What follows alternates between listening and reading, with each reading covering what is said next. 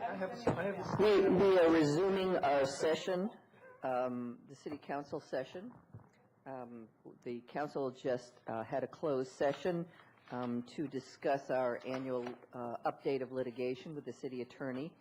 Following that, we had an administrative function session where we began the process of the City Attorney's evaluation. Now we are going to resume the meeting with the remainder of our agenda. Starting with any council comments or announcements, I'd like to start off by wishing everyone a Happy New Year. We're beginning our 2007 session of the City Council, and I hope everyone had a good holiday and that you're all eager to begin the new year, as we all are, to get into all of these issues we've got set for the next couple of months. So, are there any other council comments or announcements? Colleen, and then Terry. And then Bruce. Well, during my council break, I had lots of council things to do, surprisingly. I got lots of emails and contacts and had a good holiday, and I hope everybody else did as well. It's kind of the end of my first year, and so when I looked at the agenda tonight, I saw all of these things that were on the agenda when I first started last year. I thought, okay, I've completed a year, and I'm ready for the next year, and I might be a little more in the know this time around, I hope. And I think it's been a great year, and I'm happy to see, the affordable housing issues going forward and the traffic study issues. That's big for my constituents. And I had a couple of comments I wanted to make about some comments that I received and some incidents that occurred over the break. And I have to preface this by saying one of the comments that I made a lot about when I was running was about the council and micromanagement. And sometimes I see things, I think, oh, I have the perfect solution for that. And I'm going to call them and I'm going to tell them. And so I've had to practice restraint. And in that vein, I want to say that I know there's been a couple of issues with some departments that I've talked to the city manager about. But one of the things that became really clear to me on a personal level when I came to my daughter's birthday party that we hosted at the community center was that there's some significant issues with the functionality of the community center as it relates to the recreation department. And so in my practice of restraint, this is what I'm going to offer. I think the one thing that was really clear to me is that there was a lack of supervision. And after talking to people about the issues and hearing from a lot of people about the constraints on the budget and the reasons why we do the things we do based on an idea that once we built the community center, we would be able to operate it within the same funding level that it had operated before the community center was built. And I don't know, it seems to me like that's not working out. I get a lot of comments from constituents about issues that they have, and I worked as a recreation director in Oakland for a long time, and it really seems to me like it's a supervision issue. So this is what I'm going to say. I think that if it's apparent to the recreation director or to the city manager or to other people that maybe now that the community center has been built, now that we do have a realistic sense of what it takes to run a community center, what kind of supervision we have to have, and what that means for the budget, that if it is in fact the case that we cannot effectively run the community center on whatever the staffing levels were from 2 years ago or 5 years ago, that now that the new budget is coming up, I would really like to see a realistic sense from that staff and from the city manager about what it would take to run the programs right. I mean, we invested all this money, and so let's be realistic about what it takes to do that, because it's really frustrating to come to the community center and not be able to get into the room for your birthday party. I have an insight into the recreation department who came down and used the card swipe and let us in and let the other person in who was there for their birthday party, and I won't get into the whole story. But that's what I have to offer, and I'll stop now. Terry? Thank you, Mayor Porter. It wasn't my intention, but I will say that I would like to second Councilmember Clay's concerns and and solution.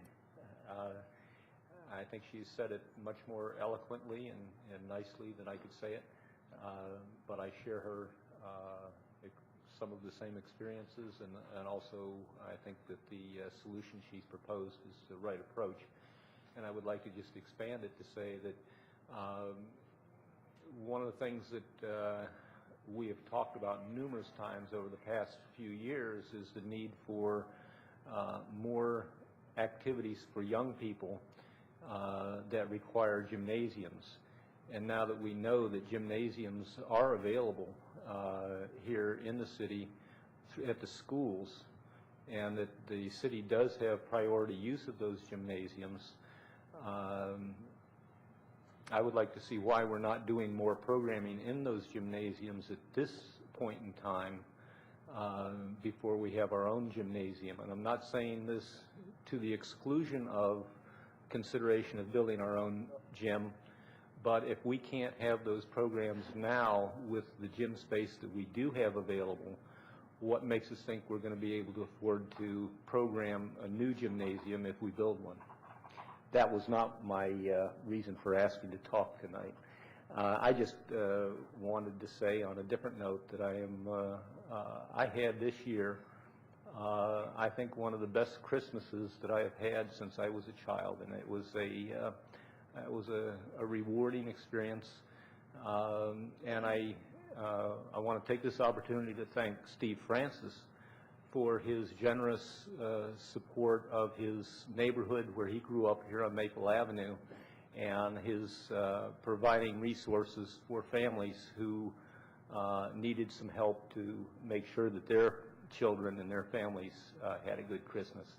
And I thank him for including Joyce and me in that effort. Thank you. A couple things. Barb, you may have 4 votes up here soon, but I would like to third what Colleen brought to your attention. I've been concerned about this as well, and had some feedback from residents that things are not running that smoothly, and I'd really like you to bring to this council the needs that exist to manage this professionally and successfully, and really make the community center the place that the community expects it to be. On Terry's Christmas, I have to say that my daughter was delighted to see your beautiful lights. So you all did a bang-up job on decorating your home. And then my comment, what I would like to let the council know is I'll be submitting a letter of support for a grant that Agnes Moon is submitting for the film festival for next year. And I will circulate the copy of that this week. I believe the grant application is due this week, and I look forward to hopefully a sustainable film festival in the future. But I did want you to know that I will be writing a letter of support, and the City Council has been very supportive, and I will recognize all the efforts that the city has already invested in this festival. So, thank you. Yeah, I just wanted to note with sadness the death of a city resident who had a large impact on the Washington region as a whole. David Whitaker, who lived on Prince George's Avenue, was Assistant State's Attorney in Prince George's County for, I think, 19 years, and for the last 3 years was the Prince George's County Attorney. And he was in his 50s and had a large impact on the attorney's office in Prince George's County, and mentoring a number of people who came along, and he was a real special person. I don't know, is there anything that the city manager would like to say? I don't want to put you on the spot, but in terms of either the rec department issues or the issue that Terry brought up about the use of local gyms, or do you want to just defer that? I'll put that in the agenda for a future meeting. No, what I would just mention to the council is that later this month there already is a work session scheduled to talk about the operation of the community center. We've obviously had phase 1 that's been open for a year now, and phase 2 open for roughly 6 months. So that was something we had planned to do anyway. I think there have obviously been some issues in terms of just the operation of the building, like anything like this that is a massive undertaking. You're going to somewhat learn as you go along. The Recreation Director and I have been discussing these issues, and she'll be prepared to respond to your concerns in a couple weeks when she comes before you. I don't know, the Recreation Department the Recreation Director has been asked in the past about the use of local gyms, and at least what I remember she said to me is that she is using them to the extent that she's able to. I think Deborah can certainly address that. We'll be having some discussions with the council not only about the possible construction of a gymnasium, but certainly the council has raised issues about utilization and what type of programming might be put in place for a new gym. So I think that was my anticipation is that we would address some of those issues during your forthcoming discussions about the gym. Okay. Happy New Year, everyone. I'm happy to say that this will be a roach and vermin-free New Year for some residents on Lockney Avenue who have been battling, with the city's help and the county's help, these problems for some time now. You know, these things always take much longer than the people who are the victims of such things would wish, and certainly that's the case with me too. But it does work. The system is working. The county's been very aggressive, especially in these properties on Lockney, in pursuing solutions to these things and tracking down the usually out-of-city landlords, owners of the buildings who are responsible and keeping them in the deplorable state that we have found them. I went over the other evening and visited a constituent's apartment, and she toured me through the place, and you know, much to my horror, this was like 3 weeks ago, it was crawling with roaches and mouse droppings in her drawer on top of her clothing. All I could say was yuck. I mean, no one should have to live in those conditions in this town or anyone else's town. So I'm glad to say that the county and the city coordinating to make sure that the inspections are done and that the tardy landlords who put up various excuses for not professionally dealing with these problems are held accountable, and they're being so. And I would hope that as the new year goes on, we'll be able to be more aggressive. Part of the problem is getting to the residents of these places and telling them that it's okay to complain. Many of them are reluctant to do so. They're new to this country, their language barrier, and they need to know that this is part of the service that we offer, and to feel free to contact us and let us know. And maybe with the city's help, we can do some bilingual flyers to a number of those multifamily dwellings in that area, and let people know what the services are available and what the process is. I think probably more people would take advantage of it, and we'll be chasing more of those little critters, but you know, for very good reason. Thank you. The next item on the agenda is public comments. This is the time for any comments on items that are, well, actually, we don't have any formal items on our agenda, so any items on the agenda as well as any other topic anyone would like to bring to the council. As usual, I would ask if you would identify yourself and keep your comments to 3 minutes. Thank you. Yeah, my name's Pat Lovelace, 7620 Maple Avenue, Tacoma Park, Maryland. One of our lovely ladies in our building brought to my attention about a week ago, I was on my way out to a New Year's party, she brought to my attention that some of the lights on Maple Avenue are not working, and she's very frightened about going out there after dark or at dusk because she doesn't know who's going to come up in back of her or in front of her or anything, and it's not fair to the elderly women and stuff, or the elderly men either, to have to have that kind of fear, you know. And also, I think it should be encouraged, you know, that whenever a police officer drives by or anyone else drives by and notices a light not working, that they could at least report it to the city council or to the public works for some way or another. Another thing I'd like to do is encourage it, if possible, if we can get gym programs in before we build a gym, because that way we can prove to people who are going to back us up that we do have programs. You know, we can't, it's not going to be very fair to say, can you help us fund a gym, can you put money towards a gym, if we don't have anything to show for it. I think we need to have something to show for it, and some dedication and some proof that we are going to put our money where our mouth is, instead of just building a shoebox and saying, here's a gym, put something in it. I think we should have something to put in it before we build that shoebox for the Coliseum. The third thing I want to do is wish everybody a Happy New Year, and hopefully we'll all have a great 007 here in Tacoma Park.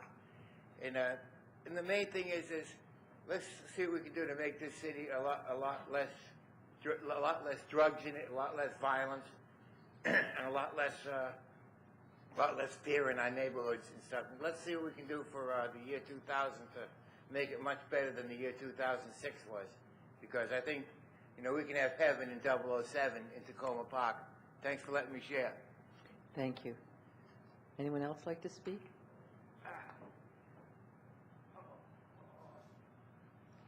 Francis Phipps, 7210 Holly Avenue. Happy New Year. New opportunities. I want to talk about new opportunities in the new year and an old problem. The old problem, of course, is the potential development of the metro site. The last time we were all gathered together to talk about that was, to me, an amazing production. I rarely have been so proud of my city and all the citizens and all the elected officials as when we all stood up and testified. And the testimony was solid, it was factual, it was to the point, and it was so amazingly well delivered that I believe it really stunned the WMATA officials listening to it. In fact, the Corporation Counsel told me this was one of the best public hearings he had ever attended. However, we haven't heard anything since that time, but in a way, factors have changed to be to our benefit.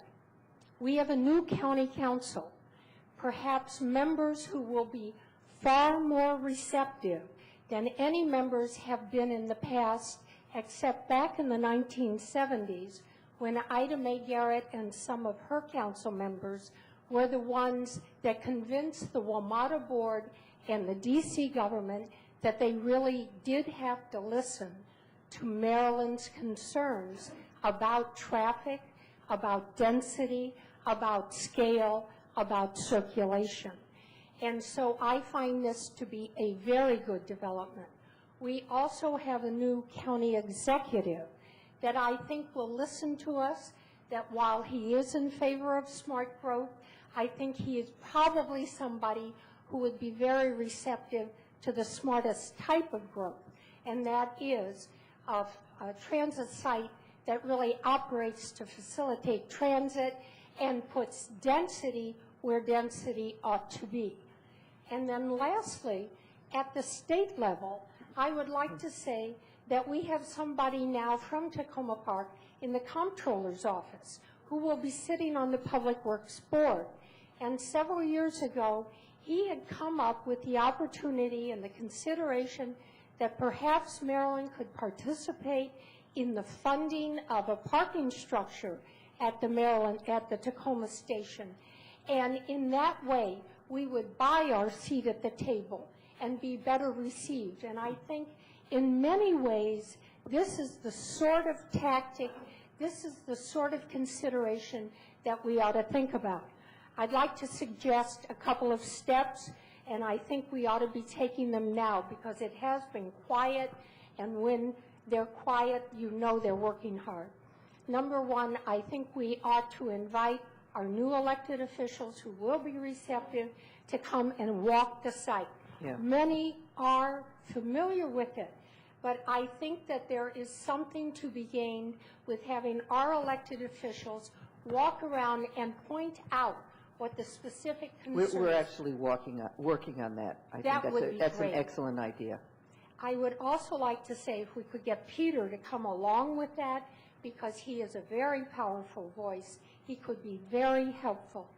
And also, I was encouraged by our Maryland WMATA representative who sat in at the hearing, who seemed to be extremely concerned about the concept of access, and I believe it would be very good if we could bring him along too.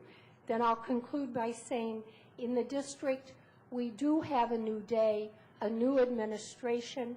We have people there who are perhaps ready to take a new look at the site and listen to different concerns. And if we do bring something to the table, that is our political clout with our county representatives, maybe some money from the state, and a willingness to talk about how do we cite this very well so that everybody benefits, it would be really crucial and I think successful. Thank you. Thank you. Those are good ideas. Anyone else?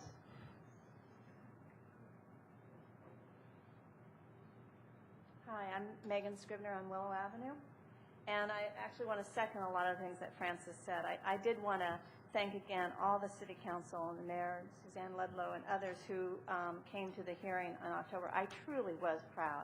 Both, I felt well represented, and I was incredibly impressed by how articulate all the community members were that came to the meeting. I thought it was very impressive that there were 59 against the development, only 5 for the development, and that since they've just released how many pages of testimony was also sent in, and that 750 pages were sent in, and about 5 or 6 seemed to be pro the development. So one hopes that would carry some weight. And so I think we've done a great job so far. But like Francis said, it makes me really nervous what's going on that we don't know what's going on at the moment in terms of, since we don't have anything to respond to. So I think there's some ways that we can be proactive and not wait for them to make the next pronouncement of what's going to happen on this. I think following up on some of the things that you all did at that hearing would be great. I know that you all have done a lot of research on the cost of the development, and that there's actually very little, if no profit from it. And given all the news stories lately about how concerned Metro is with their financial situation, I think it's really important to put that front and center and to publicly do it so that it's not just understood among council or some people who are in the know. But I think that's like a Washington Post sort of thing. I mean, I think really getting out that it's a publicly understood thing, that this is not the way to make money, because that's going to be one of the major ways that it's going to be presented. And I think we have really solid evidence for why that's not true. I think it's also, like Francis said, really important. I'm glad that you're going to be bringing some people in. I also encourage you to invite Mayor Fenty and Brian Glenn of the FTA to make these kind of tours. I think when people are on the site and you show things like the kiss and ride on Carroll Avenue at rush hour and say, just look at this reality. And when they see the reality of what the drawing is versus the place, I think we actually can have some, if not converts, at least some people will have a little bit more pause before they just agree to the development. I've seen the new guidelines proposed by the FTA that are supposed to be coming out in mid-February. I saw a memo about it. And while I haven't read that closely, I'm a little concerned about what it's all about and whether the tables are being turned in terms of what they're considering now for joint development. And I hope that you all are kind of on top of that. And I don't know what all goes on behind the scenes, but that's something I really hope that you all are vigilant about and you could be proactive about. I'm almost done. Okay. I also think that the city could push more that the same standards that are now being applied to other transit stations are applied to Tacoma. And there's a WMATA guidelines for station site and access planning that was done by Scott Pearson, who's a senior transit facilities planner. They've now come up with all these guidelines that they're making all the other ones follow. And I think we can, fairly advocate that if it's good enough for other stations, it should be good enough for us, and I think you all are in the position to be able to make some progress with that.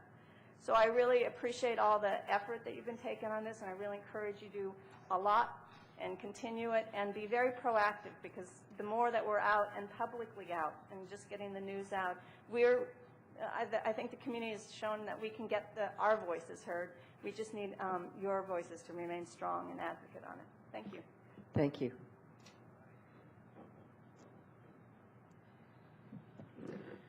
I'm Sabrina Barron. I'm the president of Historic Tacoma.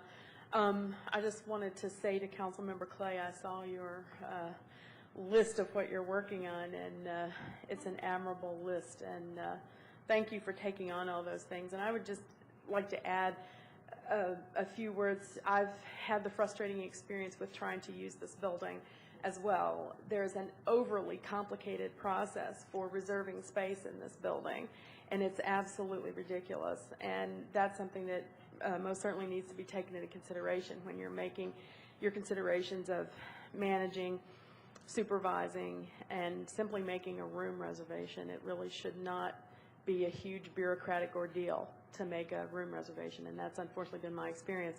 I primarily want to talk about WMATA. I want to second or third what Francis and Megan have had to say this evening. I want to encourage the city, the council, to keep up the very good and strong work that you've done on this, and especially the work that Suzanne Ludlow and Sue Silber did going into the compact hearing last fall. I've encouraged you to do this before, and I'd like to do it again to encourage you to get that information out. It's so thoroughly researched and put together in a concise, unified account. You really need to be proclaiming that from the rooftops and getting it out there. We've been hearing about the walk through the Metro site, and I know it takes some time to coordinate these things, but I encourage you to do that and to try to do that expeditiously, because I do fear that we are fiddling while Rome is burning. The FTA guidelines, I encourage you to weigh in with Brian Glenn at the FTA, Phil Alperson in Congressman Van Hollen's office, to make sure that those guidelines look thoroughly and accurately at what WMATA is claiming they want to accomplish here at this station with this project. I think the suggestions about outreach to all of the new politicians in place are excellent, and I would encourage you to also be reaching out to D.C. officials. There is something of a new administration in D.C., but having new parties in place, different corporate and municipal entities learning how to work with one another on an elevated level, I think could be very beneficial to how this project turns out. So I encourage you to reach out not only to those county, state officials, but also to D.C. officials. And let's not forget Congressman Van Hollen, who has supported his constituents in the way an elected official is supposed to support his constituents, and continue to ask for his help and keep him in the loop. Thank you very much. Thank you. Anyone else? Well, thank you all for your comments. We are moving forward and trying to get people to come and see the Metro station and talk to them about some of our concerns. The other thing that I would just like to let people know is I did find out indirectly that the WMATA is not expecting to get a report on the public hearing to the public or to the FTA until they said spring. So I don't think they're moving very quickly on that, and I'm hoping that some part of that is that they got more and different information during the public hearing than they were planning to get. So I'm crossing my fingers. I don't know that for a fact, but I think that they certainly, just from my conversations with some of the people who were there for the hearing, some of the WMATA people, was that they did not expect the magnitude and the persuasiveness, I think, of some of the cases that were made at that hearing. So I'm hoping that that's good. The next item on our agenda is the city manager's update. Just a few items this evening. We had originally envisioned that the new elevator would be installed and operational by the end of December, and obviously that is not the case. TRG Construction has encountered some delays. Over the course of this week, I will be asking TRG for a more definitive schedule, and we'll share that with you next week. One of the next steps, though, in the elevator installation is some fairly extensive drilling that will be quite loud. Actually, the noise levels will be almost unimaginable in terms of the staff being able to work in this building. Because of that, I did ask TRG Construction to provide me with what the additional cost would be to actually have that drilling done on the weekend. And I have executed a change order to that effect, assuming the drillers are available because they move from site to site. These are actually subcontractors. That drilling will likely take place over this weekend. And obviously, we're not going to inconvenience anybody who had room reservations. So since it was a holiday weekend, the center wasn't going to be extensively used, and truthfully, it would just be unbearable. So we're trying to keep it to only having that staff in the building that absolutely has to be here. And this gave us a window of the Martin Luther King holiday as well, where the public would not be inconvenienced. So we are currently on schedule, I believe, to have that drilling start early Saturday morning. The other thing I just wanted to mention to, I'm sorry. Excuse me, if I could ask on Yes.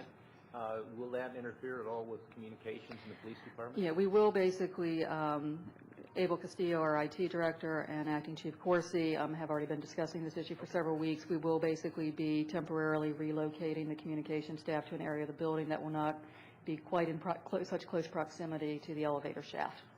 Yeah. The other thing I just wanted to mention, which is not specifically related to the new community center construction, but I think would be of interest to the council, is the actual old elevator. As I think some of you are aware, that was put in some time ago, and a lot of the ADA accessible type features are not in place.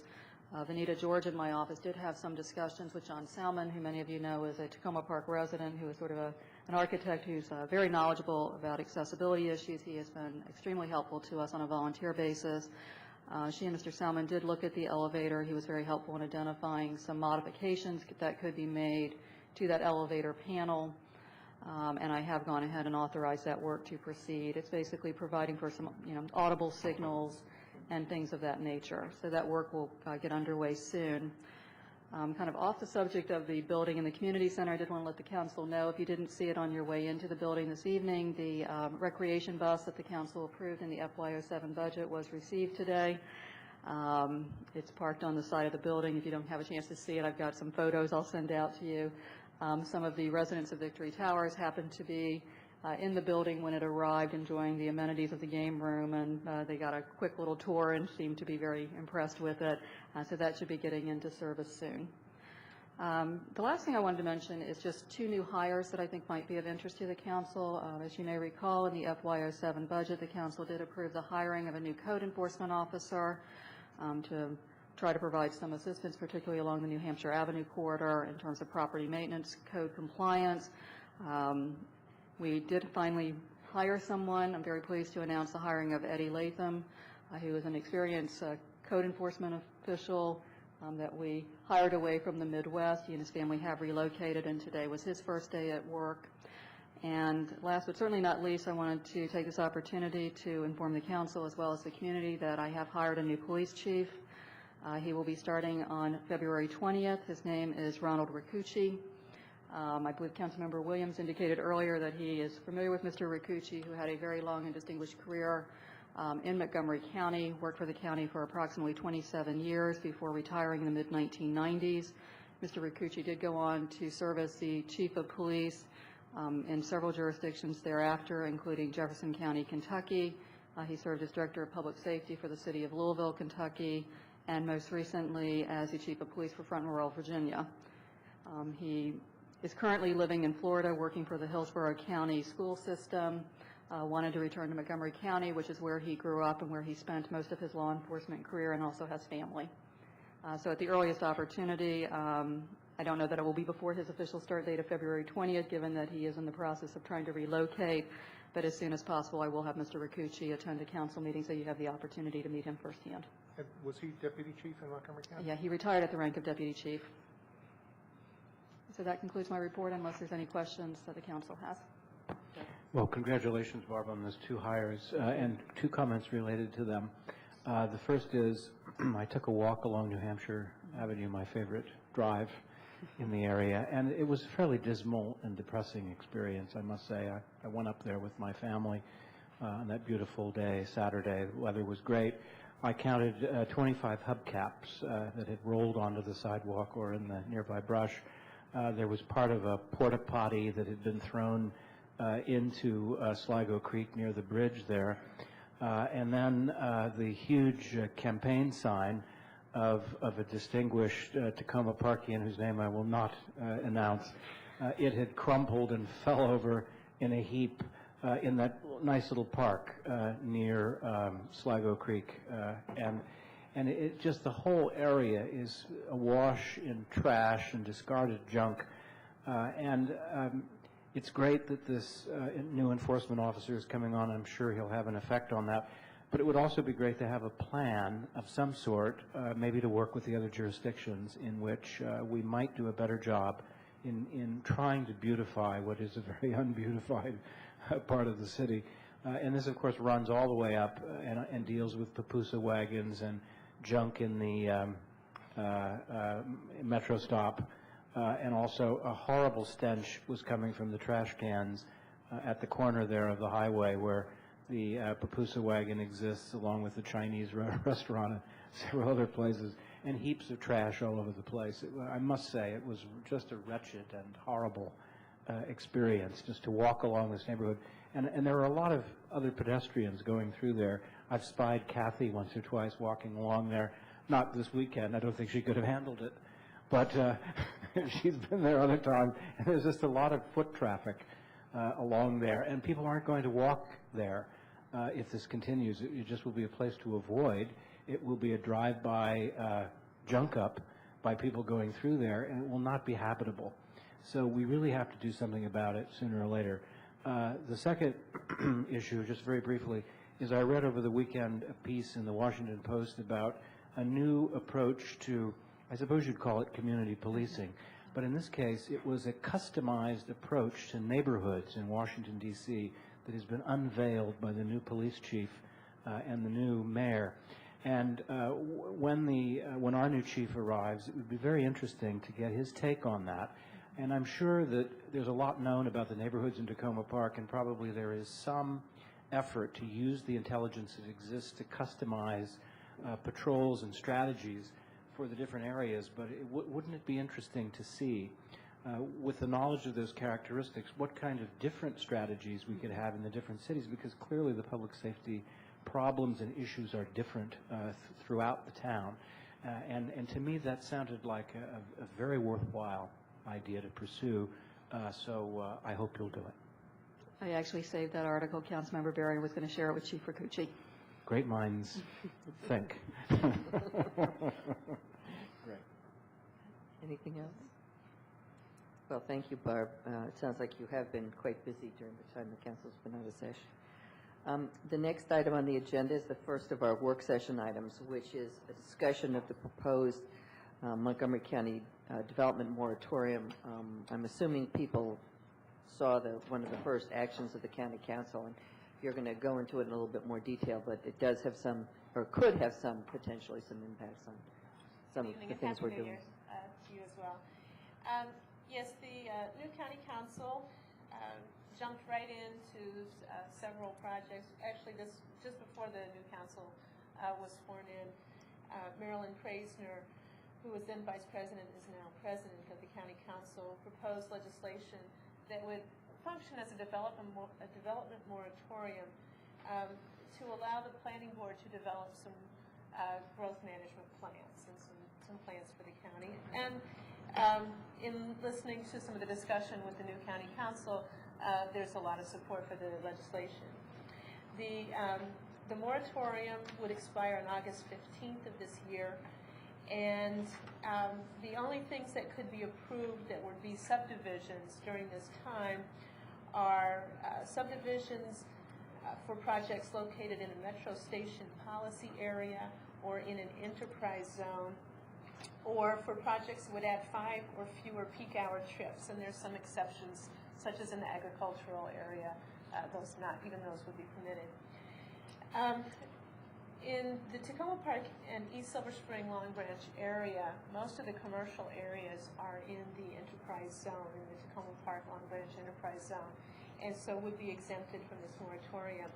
There are, however, 3 very small commercial areas that are also in our commercial revitalization overlay zone, which all the rest are as well, but are not within the enterprise zone. The enterprise zone goes in kind of an arc around Tacoma Park and into Long Branch. And the recommendation of staff is that these areas also be exempted from this moratorium. Right now, there isn't any project that we know of that is imminently ready to apply for a subdivision. We thought that there might be, but that there is not.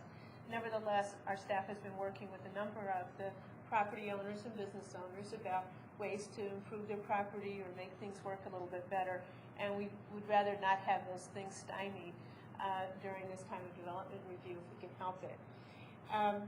Besides the fact that these are small areas, the underlying zoning of these properties would not allow for very large projects in any event.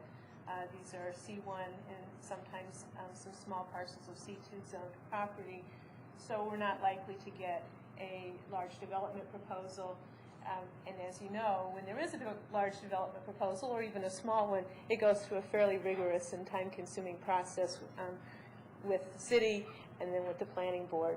And so as staff looked at this, it made sense to us to ask that the legislation be amended to also exclude properties that have the Tacoma Park Silver Spring Commercial Revitalization Overlay Zone designation.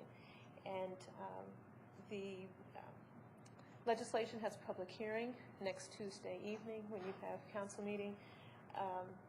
If you're in support of having this amendment to the legislation, then I had gone ahead and tentatively signed up to speak and could run testimony by you. That's my presentation. There is a map in the back of the package. It's a little bit difficult to read, but the heavier grade outline show the three commercial revitalization areas that are not included in the enterprise zone. Are there any questions? Basically, I think the notion of what the county council is doing is a good idea. They're trying to sort of start fresh with thinking about development within the county, and as we have talked about doing also. And so I think that the legislation is a good idea. Do we have anything that you're aware of underway that would come to fruition before August 15th? Now, I understand that this could be renewed. They could continue to be talking about it. Okay. But do you know of any projects No. that would come to fruition before August 15th? Nothing definite, no.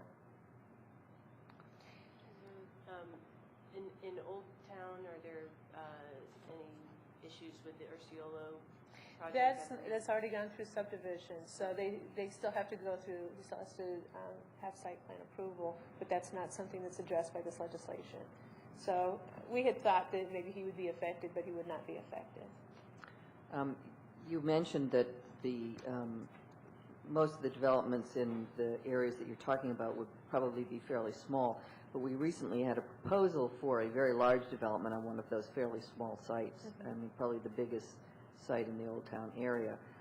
And my sense is that that kind of thing is exactly the kind of thing that the county sort of had its eye on in terms of not necessarily allowing it to move forward until, you know, they had sort of redone their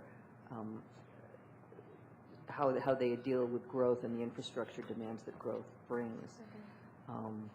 I guess in my view, the city has been very successful at making sure that any complex proposal take a long time for public comment and review and alternate visions of things.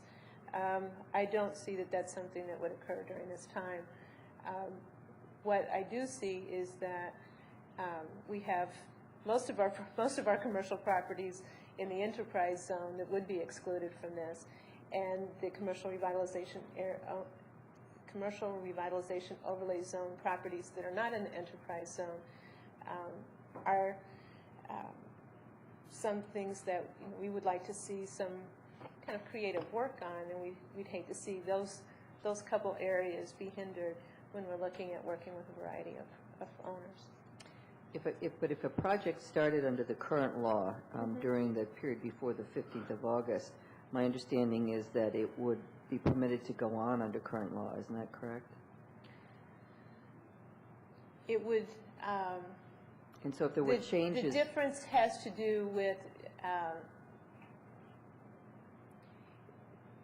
it's simply, it's whether, if there's a new growth policy that comes out that would affect those properties, whether or not that would apply. let me just give a for instance. If there were a proposal for the development on the corner of Westmoreland and Carroll, one of the things the county council could do is they could require the developer to invest in, for example, infrastructure that would be stressed, or whatever infrastructure that would be needed. That kind of thing could be a useful thing as far as the city's concerned. And I would be concerned that if we were exempted from the moratorium and something did get underway, then it would not be under any new rules that the county council might impose. If I can just provide the counterexample to that, earlier this evening on a different topic in closed session, we had the advice that when a change happens, that depending on the enabling legislation, they can either exempt earlier projects or include them under the new rules. But only if they haven't gone past a certain point in the process. However it's defined. Right. That can be done. Yeah. So I would say that it's not automatic that they would be under the old rules. Right. No, but that's my concern. My concern is that if we were exempted, and my understanding is that there's nothing moving forward at that location at this point. Right. However, my also understanding is that the individual who purchased the rights of the person who used to own it does plan to do something with it at some point, I know more information than that.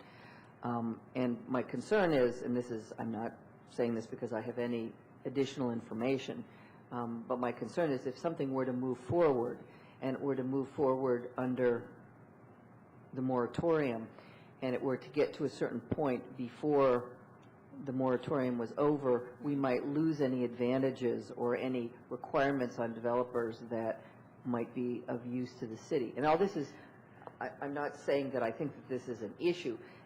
My concern is that we don't know. This is all up in the air, and I don't want us to put ourselves in a disadvantaged position. Well, I appreciate that, and we certainly gave a lot of thought to that. If you look at I think we have very strong guidance within the master plan. That was the issue. That was a major issue that was being faced on that previous proposal. We have very strong guidance in the master plan about neighborhood commercial-sized development. We have small zone, we have the commercial C1 type zoning in most of the area. We have a strong city council that takes very strong positions on these kinds of things. We have a county council that isn't likely to bend over backwards for a developer doing something large in this time frame. So I think that I don't see that there is something that if a proposal comes through, that it would zoom through in such a way that would be different. I think we would have our normal process. What this allows us to do is gives us some flexibility if we happen to have a project that we did want, that it would be something that would allow us to move it forward. But it's up to council if you want to see it have that flexibility or not. Terry? Thank you. Susie, as you said, this map is awful small for my eyes. We'll get a better map. Maybe you could help me. It's a great map, I'm sure. It's just hard to read. If you could just help me, you've got 7 numbered areas. Which ones are not affected by or exempted from the moratorium? All of the 7 areas there are exempt. Okay, which are the ones that are a problem then? The inside, and I should have indicated them with something else, there's a very small area at the intersection of Flower Avenue north of the hospital and CUC at Erie Avenue. There is okay, so it's the darkly outlined ones. The dark outline. A couple of them in Old Town? And then a couple in Old Town, yes. Okay. That's the extent of the areas that are in the commercial revitalization overlay zone that are not also within the enterprise zone. Okay. So all the ones along New Hampshire Avenue and than a couple that University, are Piney Branch. a couple that are outside of Tacoma Park. Up on Flower, right. Okay. Couldn't you also argue that by the time the council gets around to identifying the kinds of regulations that it might place on further growth, we'll be very close to the August end of the legislation anyway? And second, I think what you're also saying, and probably quite correctly in my mind, is that with our master plan and other procedures already in place, there are already maybe sufficient guarantees to protect us from some unforeseen land grab by a rapacious developer. And for that reason, we might want to keep our options open by asking for this exemption rather than to close them, not knowing really what the council is going to be able to accomplish between now and then. Yes, we also have, actually, Bruce raised this issue with me earlier today, the fact that we can trigger a supermajority if the city council has a certain opinion on a proposal on a land use proposal that the planning board might disagree with or the county council might disagree with.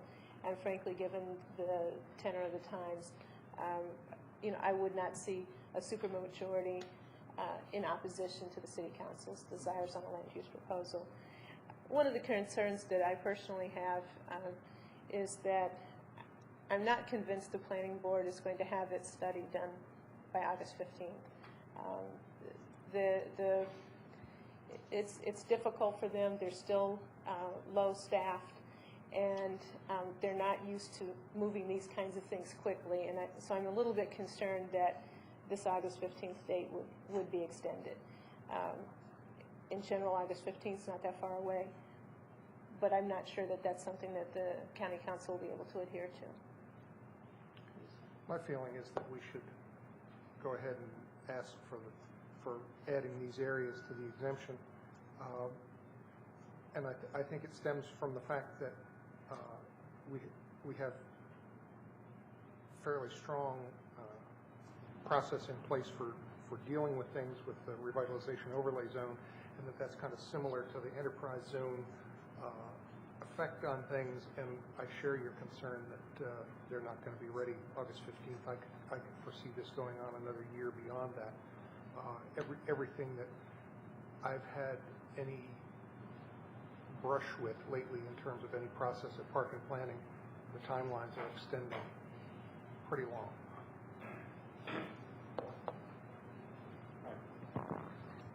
As I said, I don't have any specific indication that this would be a problem. I guess I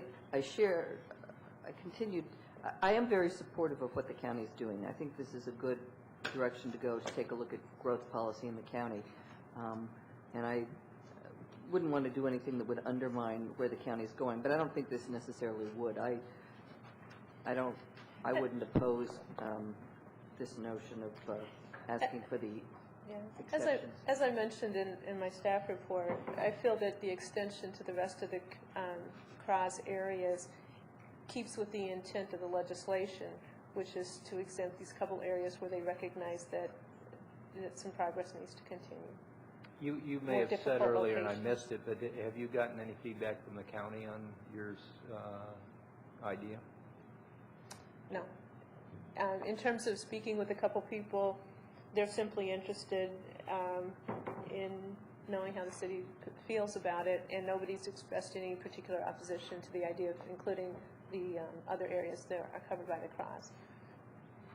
Thank you. What's the council's wish on this? Okay, it seems to be the consensus, or at least the majority of the council, that you move forward with your suggestion. As I said, I don't oppose it. I had some concerns, but if you're comfortable that there's nothing that's going to be happening during that period of time, I would be okay with it. I'll drop the testimony because I'll certainly want to indicate that, there is a strong concern about us being careful about development, and I'm sure the council will expect that from us. And I hope that the council would be supportive of the general concept behind the county council's intention, because I do think that that's a good way to be going, to be rethinking development within the county. And so I would hope that our testimony would be supportive of generally what they're trying to do. Yes. Okay. Thank you. Thanks. The next item is a discussion of neighborhood traffic studies. As the council had requested, there is $25,000 included in the FY07 budget for neighborhood-based traffic studies. We've had two neighborhood associations who have made requests to the city, the Pinecrest Community Association and Long Branch Sligo, and there actually is a letter from, I hope I'm not mispronouncing his name, David Godden, who is with Long Branch Sligo. Individual council members have also submitted some suggestions, including the Tacoma Junction, Ritchie Avenue, the intersection of Sycamore and Elm. What I wanted to do this evening is see if there were any other specific areas that council members have interest in having studied. I also think before we would move forward with an RFP, I would like the opportunity for the staff to just perhaps send a notice to each community association, making sure that they are aware that this process is going on, and just to make sure we have a comprehensive list of concerns and needs in the community. So the one thing I'd like to accomplish is just to see if the council has any other areas that you would like to add to the list. Did want to share with you that as we move forward, certainly staff will be working with the Safe Roadways Committee in terms of reviewing the list, getting their thoughts, and also asking for their participation in the selection of the traffic consultant. So tonight is just really a preliminary discussion to try to get the issues on the table. So I guess before I go any further, just to see, are there any other areas that the council would like to mention? I believe it's been prioritized, and that's the area around the schools, and especially Piney Branch and the access to the middle school, given the history there. Then the only other area that I know that the neighbors have talked about a sidewalk, and they weren't sure that the sidewalk was the right solution, is on Birch Avenue. And there's a two-block section of Birch that does not have sidewalks on either side of the street. So the neighborhood is interested in school kids having a safe place to walk, and yet I'm not sure we've got the right resolution to that with a sidewalk, which was put forward a couple years ago. Colleen? So in terms of the $25,000, I was really interested in doing the traffic studies, and I think initially I kind of saw it as really getting a good sense of the potential solutions in kind of pocket areas, but with a mind towards how any solution in one individual area might impact another one. So we don't have a setup where, like, we put a speed bump on one street and then we have to put a speed bump on all the streets because we have to create, an equity situation. So is it going to be where we're going to put out an RFP for someone to come in and do an assessment of our circulation needs for the city, and we're just going to kind of highlight hot spots and let them look at it and propose solutions, or is it going to include the pedestrian and bicycle circulation area as well? Can you give me a sense? Sure. I think certainly this could be determined by the council, and it's part of the reason why we're having this discussion this evening. If you would look under the recommendations section of your blue sheet, this was staff's initial thoughts that, in terms of what the study would entail. Based on the discussion that has occurred to date, the staff's proposed emphasis was going to be traffic calming, basically, the volume and speed of vehicular traffic. Certainly we could add on to that if that's the council's desire, but our initial focus was just traffic calming. My thought, Councilmember Clay, is very similar to yours, is the staff's recommendation in terms of how we would prioritize study areas. We were not really viewing it as a kind of a global citywide, that we would basically call out areas to be studied. Our thought would be that it should address a larger roadway network rather than focusing on individual streets. I think you bring up a very good point, which is we don't want to just keep bouncing problems from one street to another, that we would basically have a wider geographic area so that hopefully the consultant working with the residents and with the staff and the council could look at solutions that are perhaps more comprehensive rather than just reactionary. The third criterion, we can certainly just talk about all this together, is $25,000 is not necessarily a significant pot of money. There are, as the council is aware, a number of state and county roadways in the city, and in order of priority, the staff's thought would be that we should certainly put a lot of emphasis on some of these state and county roadways, that perhaps our best action would be to be lobbying very aggressively for the state or the county to be basically looking at those areas. I would mention that staff has already been in contact with SHA about Tacoma Junction. This has been an area that's obviously been of concern for some time. Certainly, I'm not naive enough to think just a letter from staff is probably going to be the impetus necessary to get that done. But these were staff's suggested criteria in terms of how we would move forward, but ultimately this is up to the council how you would like to proceed. Go ahead.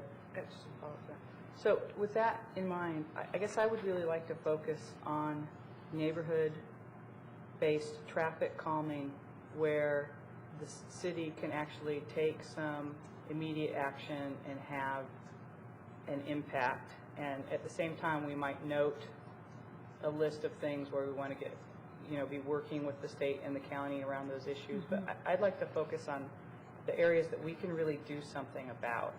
And I think that they are kind of corridor-based. And I'll use Forest Park as an example. Lots of cut-through traffic there, but it's really about kind of the relationship between Elm and New Hampshire and the cut-through issues as much as anything. And because of that, it goes all the way to the Pinecrest area, which is where I think Elm is also kind of the core issue, and up and around to Heather, where you get a cut-through that ends up going all the way down to Sligo Creek Parkway. And then, Lincoln is another street that is one of those major corridor issues, where it really affects this. Addressing that street is really going to have a big effect through 3 wards, versus an area like Long Branch Sligo, where definitely there's a relationship between Carroll and people trying to get to New Hampshire, but it's a much more consolidated kind of an area. I mean, if I were the traffic engineer and you asked me to solve Long Branch Sligo's cut-through programs, I could do it with one barrier at the base of where Flower meets Sligo Creek. Not that the neighbors would really appreciate it, but I mean there are traffic solutions there that are really mostly the solutions have an impact on that neighborhood, whereas you're not going to have a huge spillover into the other neighborhoods. And so I'd really like to see us focus on those kinds of issues where we have these corridors that we need to address, and at least put that as a priority. Maybe next year we might have more money for some other things, but I would like to prioritize streets like Elm and Lincoln, and I'm sure the other folks have like streets they could identify in their area that we control and we can do something about them. I just wanted to interject here. I think this is a really good idea. I was supportive of the money for the neighborhood traffic studies, but I'm a little bit worried that we're sort of reinventing the wheel here. We did a process of several neighborhood-based traffic studies maybe 10 years ago, and we have somewhere a process for deciding what neighborhoods to do, a process of dealing with the neighborhood. I remember, because my neighborhood was one of them, we found that it was extremely expensive to do neighborhood-based traffic studies, primarily because it was very expensive to hire the people to stand at the corner and say, this car is turning right, this car is turning left. And then you stand there for 2 hours and make all those, and add all those up. And so one of the requirements was that if a neighborhood wanted a traffic study done, that they would offer up a number of volunteers. I was one of those volunteers for a couple of, in the morning I sat there and counted cars turning, and in the afternoon I sat there with a little clicker and clicked every time somebody passed my location on Ethan Allen Avenue. That's why I know that there are 2,000 cars over a 2-hour period going west on Ethan Allen in the evening. It's probably more than that now. But so we will get a different number through an RFP if we ask simply for technical expertise versus if we ask for an entire traffic study. We won't be able to afford it if we ask for an entire traffic study. The other thing is we had a whole process, And the process was, it started off with a consultation with the neighborhood, with the traffic engineer sat down with the neighborhood and talked to the neighborhood about what they thought the concerns were and where they thought the areas were. And then there was the data gathering process that the traffic engineer gave the volunteers the sheets, and you got to check them all off, stand there for 2 hours in the morning, and they picked the dates. And then there was a follow-up where the traffic engineer said, okay, based on the data, this is what I would recommend. And the third one was very critical because there were a number of places, and actually Elm Avenue south of Ethan Allen was one of them, where the traffic engineer had a number of recommendations, none of which the neighborhood liked. And so the neighborhood decided not to do anything except the speed humps, I think, rather than do the kinds of things that were being recommended. So I think there needs to be a back-end process also where you're not coming to the council with things that the neighborhood opposes. So, I mean, and we have a process of sort of making that determination. We have a process of sort of how things go through the neighborhood. We also had a map that showed neighborhood areas. In other words, which areas were sort of more or less self-contained in terms of traffic. And we had a map of those, some that we had looked at and the council had agreed to. And so I think this is a really good thing to do, and I certainly encourage us moving forward with it. But I don't want to lose the work that we did some years back and sort of, we sort of made some errors in the trial and error process we did the first time, and we really don't need to make the same errors again. Thank you, Mayor Porter. First of all, I agree with Mayor Porter that I think that not just with the traffic study, but in every way we can, we should make maximum use of volunteers when appropriate. But I just wanted to highlight on the Ritchie Avenue issue that you know, aside from the ongoing problems that we have with traffic volume and the need to have some additional traffic calming strategies for Ritchie Avenue, the projects that are going on in neighboring Silver Spring that have the potential of increasing traffic flow and changing the traffic patterns to increase traffic flow on Ritchie Avenue are important to consider during any traffic analysis for the reasons that Councilmember Clay mentioned.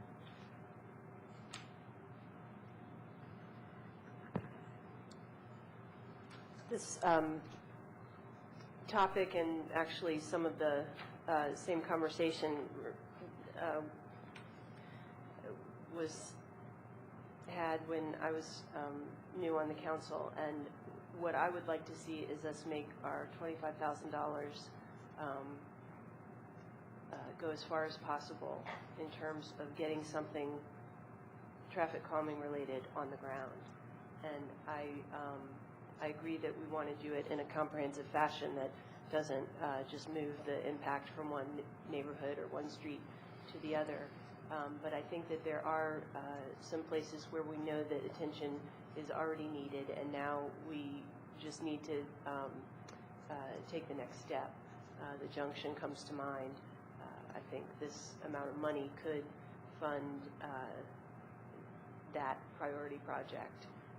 I'm not sure how far it would go with lots of individual studies and the community investment of time that it takes for them to oppose proposals really just aggravates a lot of the residents, and I'd like to see us make sure this money is actually going to result in something tangible.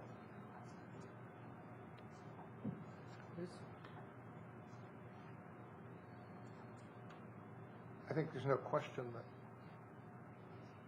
when an actual feet on the ground study has to get, we have to get the data that the neighborhood is going to provide the people to help do that.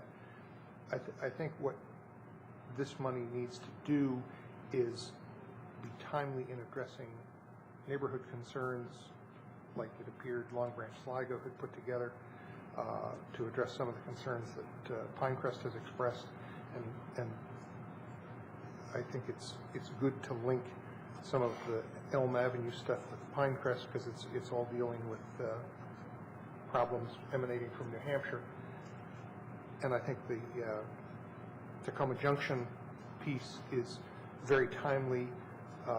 We keep talking about possible options for the junction, and it's going to be kind of tied into, we've got the temporary fire station, which was supposed to be already in process now, which is now delayed for another 9 months. And when that 18 to 24-month process is finished, we're going to have the temporary out of there and the new one in. And if nothing else happens with traffic in the junction, as all that's going on, a bad situation is only going to get worse. And so the time to come up with any solution for that, we've got to start working with the new transportation folks at the state who come in with the new administration. And I'm hopeful that the new state transportation secretary, who's the former state transportation secretary, will be able to hit the ground running and knows a lot of the issues and the problems and can work with us on some of that. And so I think we don't need to be concerned about the, using money for data gathering. I think we just have some wider impact issues that need to be dealt with. And I'm generally happy with the guidelines put forward by staff. Anything else? Is that helpful, Bob, in terms of getting started? Thank you. Okay. I'm going to suggest, since we're running a bit behind schedule, that we take a brief break and then come back for the appointments and the city committee's discussion. Okay. So we'll be back in just a few minutes.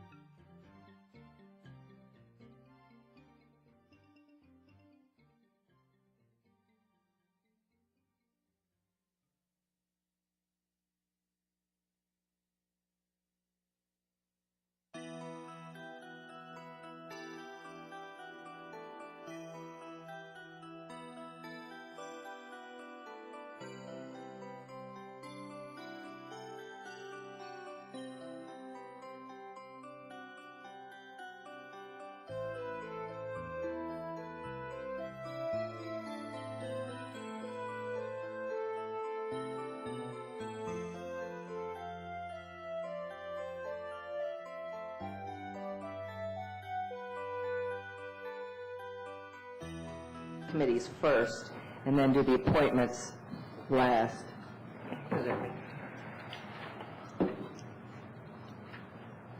So maybe we can, although I see we lost our city clerk. Okay, well, maybe then, maybe what we can do then is just forget what I just said and do the appointments first. Oh, poor Jesse. Never let Jesse get out of the room for any. I was going to say, I think maybe we should, since I know there's some people here who are interested in the city committees issue, maybe we would reverse the final two items and take up the city committees next. Is there? Go for it. Thing to come back. Is there anything you wanted to talk to us about in terms of this item on the city committees? Or did Barb? We were going to kind of tag team it, I think. Okay. However you want Obviously, to do it. what we tried to do as far as this agenda item is to go through some of the issues that council members have raised, as well as members of the committees, and just picked a few out for tonight's discussion. If the council's comfortable, we'll just kind of walk through them in order. And I think the first one was the Free Burma Committee, which I think I'll let Jesse handle. The Free Burma Committee has been inactive for several years. It was originally established to oversee implementation of and adherence to the Free Burma Act. The act included selective purchasing provisions and prohibited the city from contracting with and purchasing goods and services from firms which do business with Burma. Enforcement of the act was suspended by Resolution 2000-53 in response to the United States Supreme Court decision which struck down a Massachusetts state law with similar provisions. The committee has been dormant basically since that time. In fact, it was somewhat dormant even before that. I've been in touch, I've attempted to contact a number of individuals who were members of the committee and to get a sense of their opinion on repealing the Free Burma Act and dissolving the committee. I did receive 2 responses and they were both not opposed to the recommendation. The 2 former members were Joan Hall and Katie Redford. And consequently, staff recommends that the council consider adopting an ordinance to repeal the act and dissolve the committee. I remember that when the Supreme Court basically made our Free Burma Act void or null or whatever the term is, we kept the committee in existence to see if the committee was interested in doing some public education. And I think, as Jesse said, the members of the committee sort of disappeared, I think, without the selective purchasing provisions. I think that they felt that it was not the committee that they had wanted to join, and I would agree with the staff recommendation. Do you have any thoughts, Bruce, since you were one of the people, you were the person who brought it to us initially? Right. I think that at this point in time, given what's transpired, we have no choice but to dissolve the committee and repeal the act. Are there any other comments, Terry? I thought we did have one current member of the committee. His term, the one member, I think the remaining, his term has expired. And I believe did you try and reach him? I did, without success, but my thought was that as the council goes through the process, it would take a 2-reading ordinance to repeal the act and dissolve the committee. So in the context of that, there'll be the opportunity to maybe provide some education about organizations that people can become involved with around this issue. And it would provide an opportunity for anyone who was opposed to the council taking this action to come forward. Okay. Yeah, my recollection was that it wasn't that long ago that we did appoint someone new to that committee. But all right, but I think you've answered the question. It was at least a couple of years ago. Quite possibly. Time flies. Mayor Porter? Yes.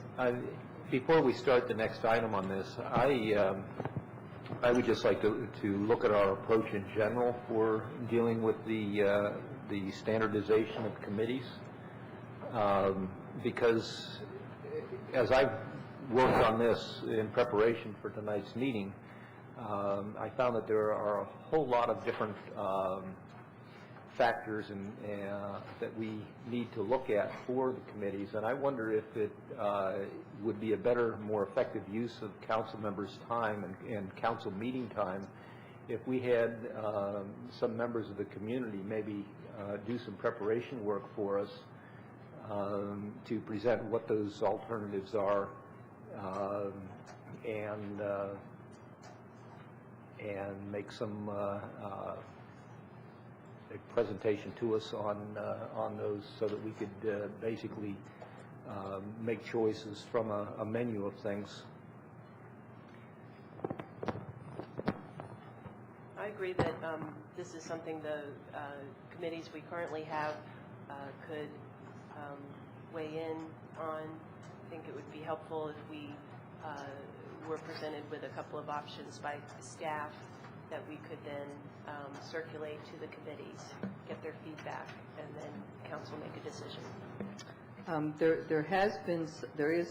Has been some comments from various members of the committees on some of this issue. Do you want to address that? I was wondering, because I know Jesse has made an effort to contact a number of the committees. Right. We've been attempting to keep the committees informed, and some of the committee chairs have sent in comments. In particular, the Safe Roadways Committee, the element from the Public Safety Committee, and Catherine Tunis from the Committee on the Environment has certainly weighed in on some issues. And the council's received copies of those comments. Yes. And what we have thought would be an approach would be to sort of go through all the issues, and then, given the comments from the committee chairs, but then pull everything together and then invite the chairs to a work session to actually comment on the package as a whole, rather than going the other way, going from the chairs to the council. Now, maybe it could go either way, but and again, that's our thought. I understand, and sounds like a good organization. My concern is, again, for staff time and council meeting time, that it might be more effective to have the work done, preparatory work and organization of the ideas done by community members, not just existing chairs of committees, but other interested community members, with the idea of kind of brainstorming the different things that need to be in there. Because as I've read through the suggestions that were made by 3 different community members up to this point, and also, some of the ideas added by other current committee members, I find there are still some things that haven't been thought about, and I'm feeling overloaded myself in trying to prepare for meetings like this, and I'm concerned that the amount of time that this council is going to spend in working at the very detailed level is inappropriate for this council, given the workload that we have, especially as we face the upcoming budget process. And so I just thought that rather than offload this onto staff, that it should be, have a committee of community members to do the organizing and preparatory work. And certainly staff would have input, and then it would be organized in a way that this council could spend their time more effectively. I think the staff has already spent some time on this, And I think one of the points that Jesse made is very important. I don't think you can just sort of throw this open to a committee of residents and just say, well, how do you think city committees should operate? I think sort of the council putting together sort of an outline and then putting that out, and I agree with you, I think that putting it out for public comment, not just existing committees, but anyone's comments, and saying, okay, here's a framework, would be an important thing to do. But I think you need to start with something and not just sort of, you know, ask them how they think a city committee should work. There's a fair amount of history, and we do know something about what things have been useful in the past and what have not. And I very much value the input of committee members and other residents, but I think it would be more effective for us to put together a basic outline of sort of the parameters and then work off of that and have people comment to that, rather than just sort of throwing it up in the air and saying, what do you think we should do? I think the goal is good. I think it's been on our agenda for many months now, and we're still, I see, a long way from coming to resolution on it. And I certainly have the confidence in the community members to be able to develop an outline framework from which we could make additions and move forward with other more pressing issues at this point. If I can just add that I don't see where the proposed format for this discussion is really all that different. We've got a couple of topics that are highlighted at the beginning for some discussion, and then we've got a whole lot of them under special consideration that we could add to, that could be referred to folks for continuing discussion. So it's certainly not something that we're trying to get our arms around completely tonight. I think it's just a question of we've got a couple things that seem to be ready for some comment, and then we'll take the rest under advisement. Refer them out to people. Are there any? Am I reading that wrong? No, and all I'm suggesting is that we maybe formalize that process for those other things that are going to remain on the table. I think at some point the council is going to have to discuss these items and make some decisions. And I guess it's just a question of whether, given what we have already and the work that's already been done, we make preliminary decisions and put those out for comment, or whether we go for comment, but we'll still have to spend time making decisions. And I don't think it would make anything any shorter if we were looking at them at the end versus looking at the beginning. It's still going to be the council's decision that we have to make. Colleen? Having a hard time following all of this, but the committees are there to provide support to the council and expertise on particular issues in areas where we don't have expertise, and we have already complained that we're ending up using the committee member application process to actually find out what the committees are doing. So I don't think we should convolute the communication path any further by setting up yet another committee of citizens to help determine what it is we want the committees to do or how we want them to function. I think we just need to do this work because there are support people both in resolving issues that come to us that we pass on to them, and also in bringing issues to us that maybe have that we aren't aware of. But I think I would like to keep the relationship as direct as possible. I wasn't trying to make things indirect.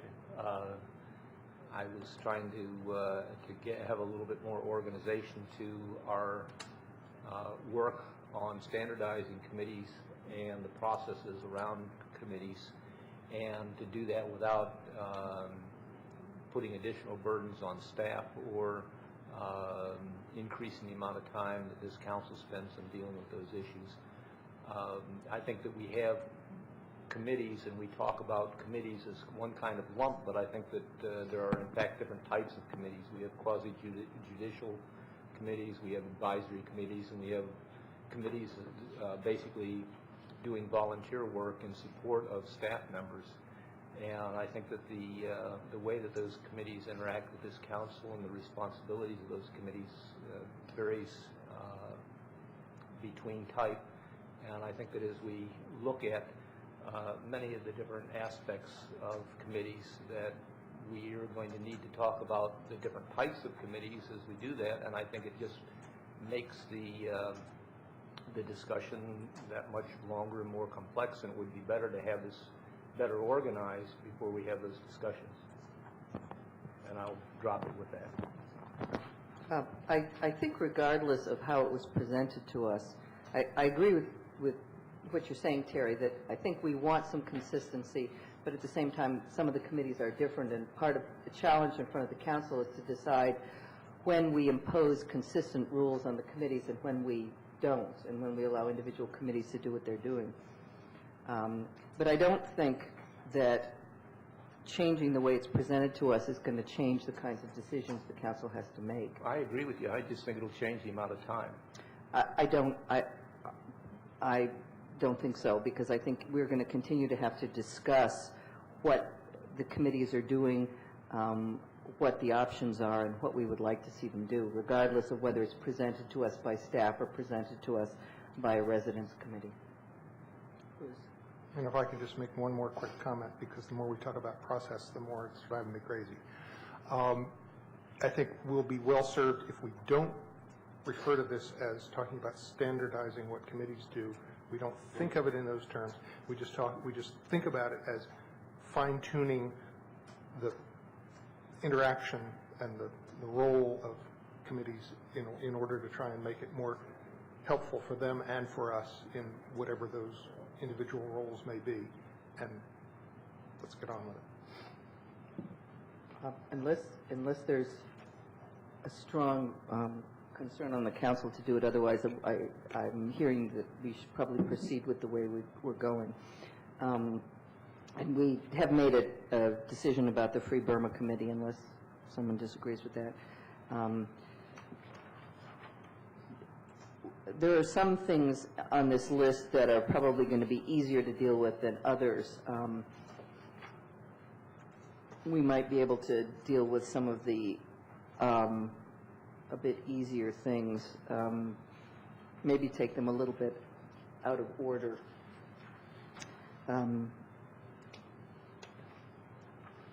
For example,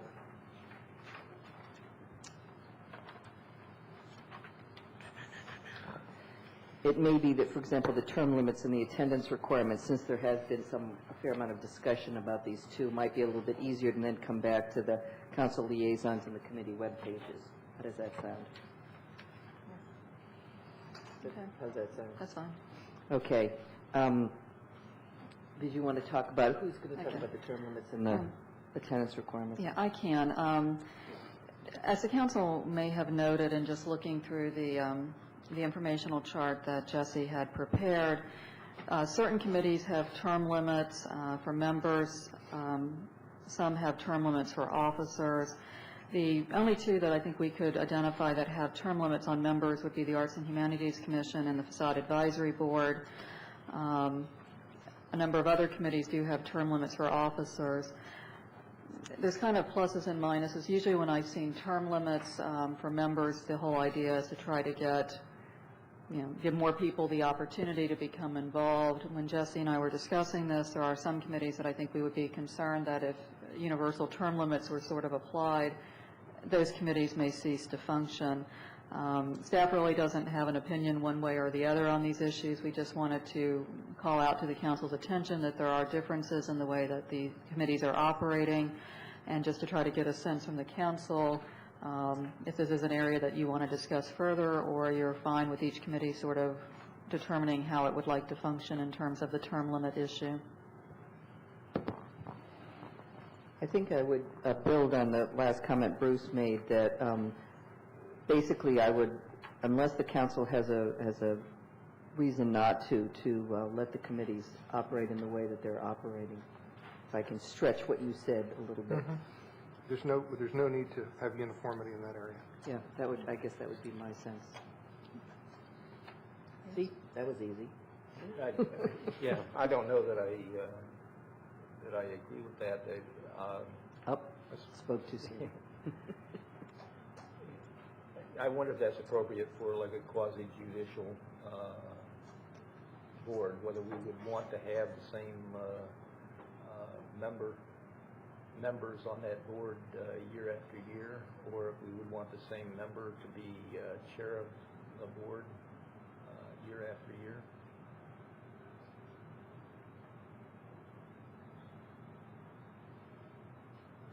And that wasn't resistance or disagreement. It's just free flow thinking on that. I could see that point. Is there a committee that we? I'm trying to think. I'm trying to think of if there is a committee where I don't believe that there's a committee where there is not some turnover. I mean, with the amount of advertising we have to do for vacancies indicates there's a fair amount of turnover on the committees. Is there a committee where there's been an officer who has been there for a while? I'm trying to be proactive rather than reactive.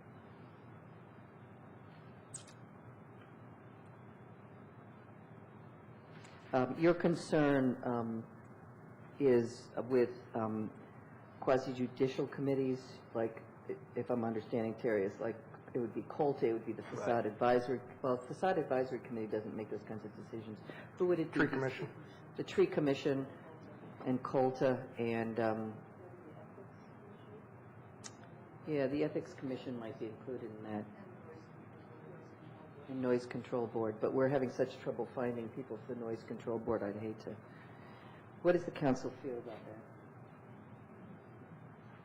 that? I would just, off the top of my head, I would worry that we would end up with nobody on some of those committees if we had.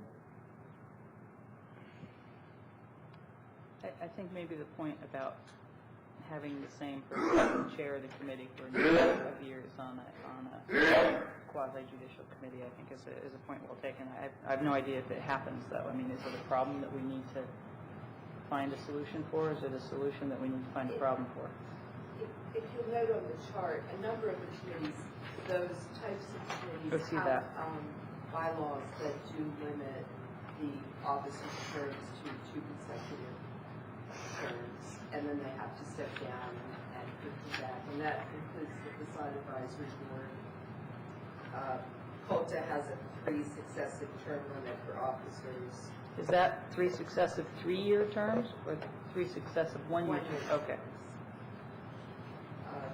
The Noise Board also has bylaws that limit the term of their chair. And I think it's only the Tree Commission not aware of a policy that they have that limits the length of time that the chair can serve. But I know in practical terms, there's been a fair amount of turnover in the chair. Of noise control or tree? Tree. Tree, yeah. So for those quasi-judicial committees, they've virtually dealt with it. The Ethics Commission, there's just been turnover there. Would you like to make a proposal, Terry?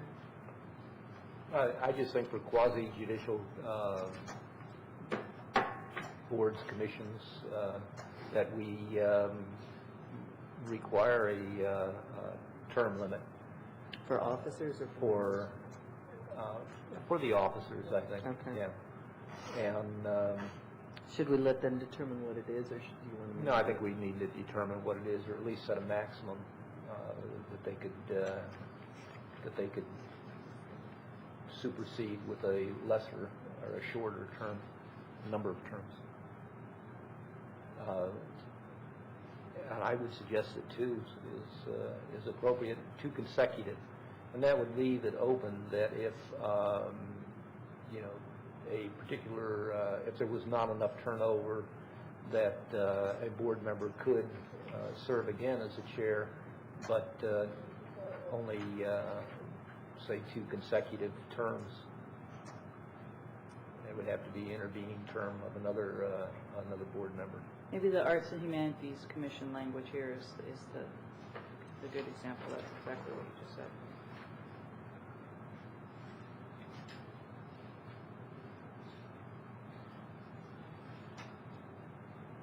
After completing 2 terms in any one office, the commission member must wait 1 year before serving that office again. Is that what you're talking about?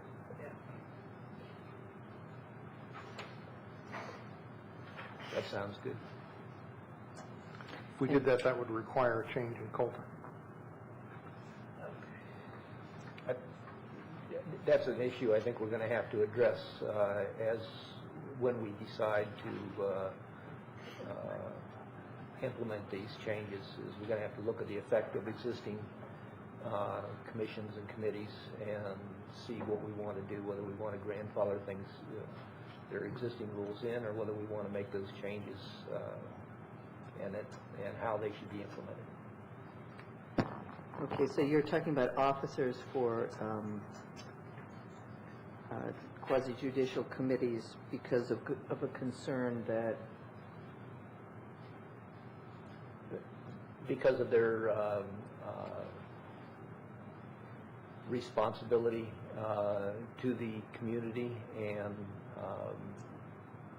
the fact that I think in any organization like that, the variety of leadership is important. What is the council's wish? I don't have a strong feeling about it one way or the other. We're talking about the term limit Yes. issue on being an officer. Yes. I do like the way the Arts and Humanities Commission is functioning. I think it's very dynamic, and that if that model lends itself to maintaining that energy, then it seems like a good one. But I don't know that that's the critical factor. It does seem like having bylaws is helpful, and I noticed that that many of these committees do not have bylaws, and that was one of the first things that the Arts and Humanities Commission put into place, so that people knew what to expect about meetings, about elections, leadership, policies, and basically where you take the committee process and interface with the council. I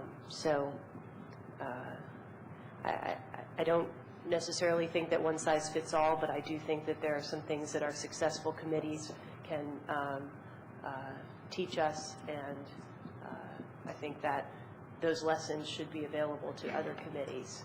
I'm not sure who the right person is to teach those lessons, but hopefully this discussion will raise awareness of the issue. But it does seem to me like any of these things could be indicated in the bylaws instead of the city council mandating something. That might be a way to deal with it, is to suggest that the committees look at that rather than the council mandating it. I guess where we were at the beginning, which is if it ain't broke, don't fix it, is sort of where I'm coming back to. I guess my vision for our work on this is that we would have specific components that must be included in bylaws as the committees are formed, and that this would be one of those things that for a quasi-judicial committee would be a requirement. And like I said, they would have some flexibility maybe in number of terms if they wanted to do it each term, that it would be a single term, that would be at their discretion, but that we would have a requirement for the bylaws that for quasi-judicial committee it have a term limit of it at most 2 terms. I agree with you. Consecutive terms. I agree with you that we should have a series of requirements. I guess I'm just not sure it should be one of them.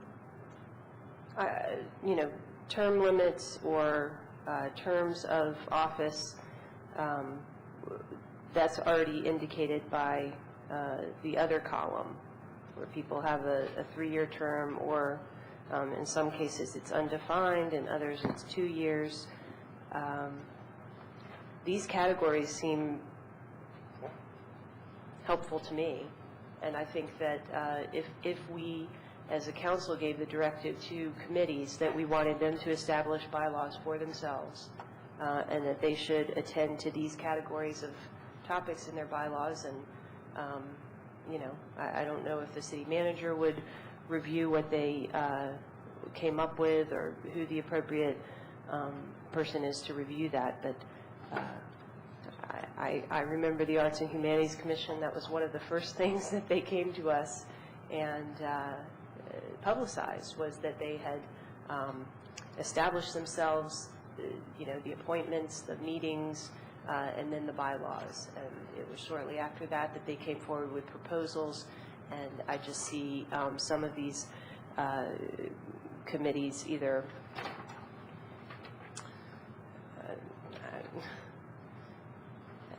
I don't see all of these committees being equally effective. Let me, so that we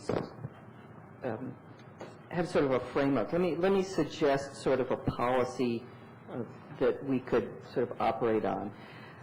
And that would be that I believe that that was a good suggestion, that we should require committees to have bylaws, that the bylaws should address those areas. But that we wouldn't necessarily tell them how the bylaws should address each area unless the council felt that it was sufficiently important to direct them to do so. And I guess on this one, I would leave it up to the committees, rather, unless the council has a strong feeling that we should require them. Some of the committees have term limits for officers, others just seem to have turnover anyway. And it doesn't seem to be a problem. You know, the city council establishes the terms, so the 3-year or the 2-year. Right.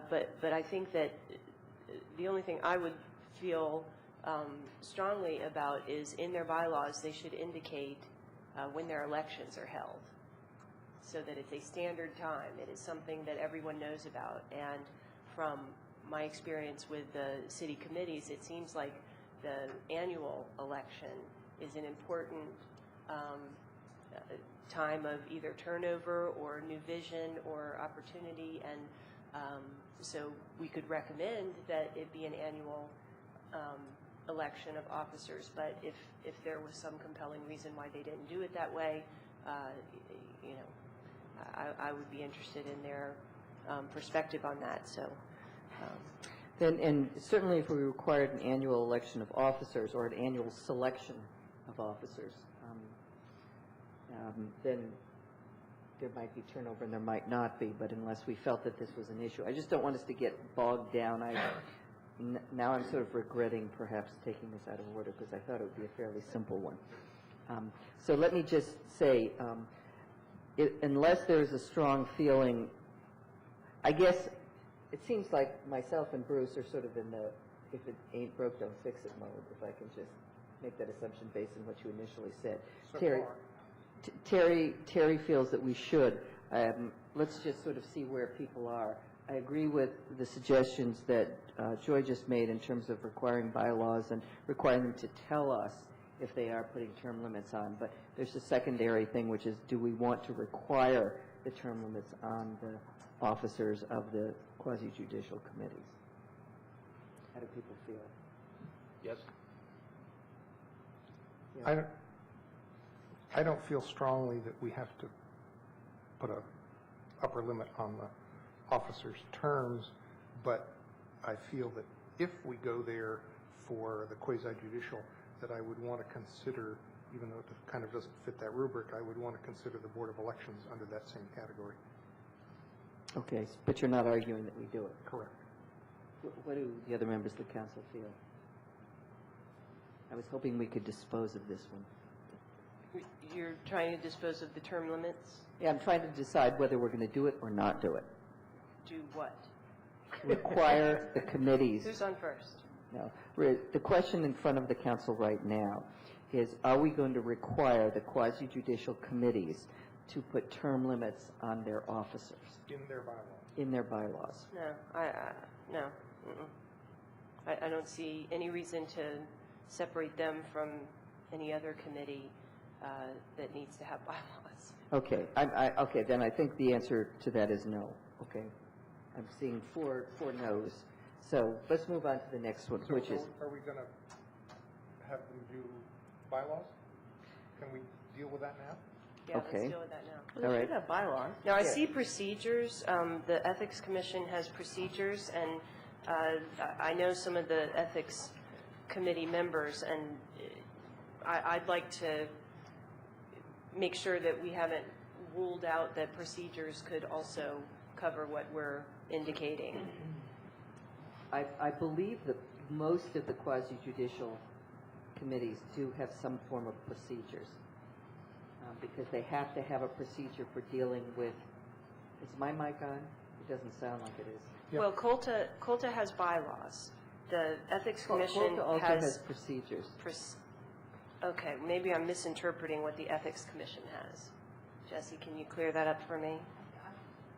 I think that they have a procedure. So they don't have bylaws? Okay.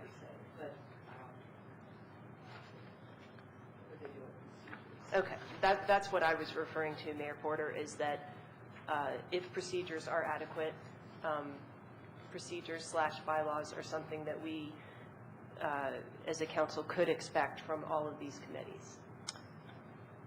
Bylaws generally mean how the entity governs itself, procedures of how they do public hearings.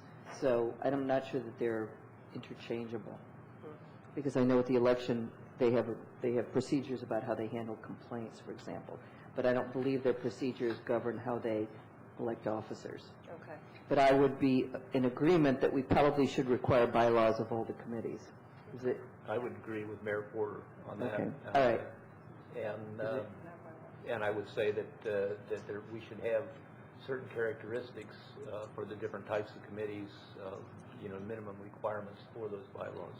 Okay, and that's what we're talking about right now. It's what those should be, presumably. Because the next item we're going to take up is the attendance requirements. I don't think I see on these charts all of the possible things that we're going to want to include in the bylaws.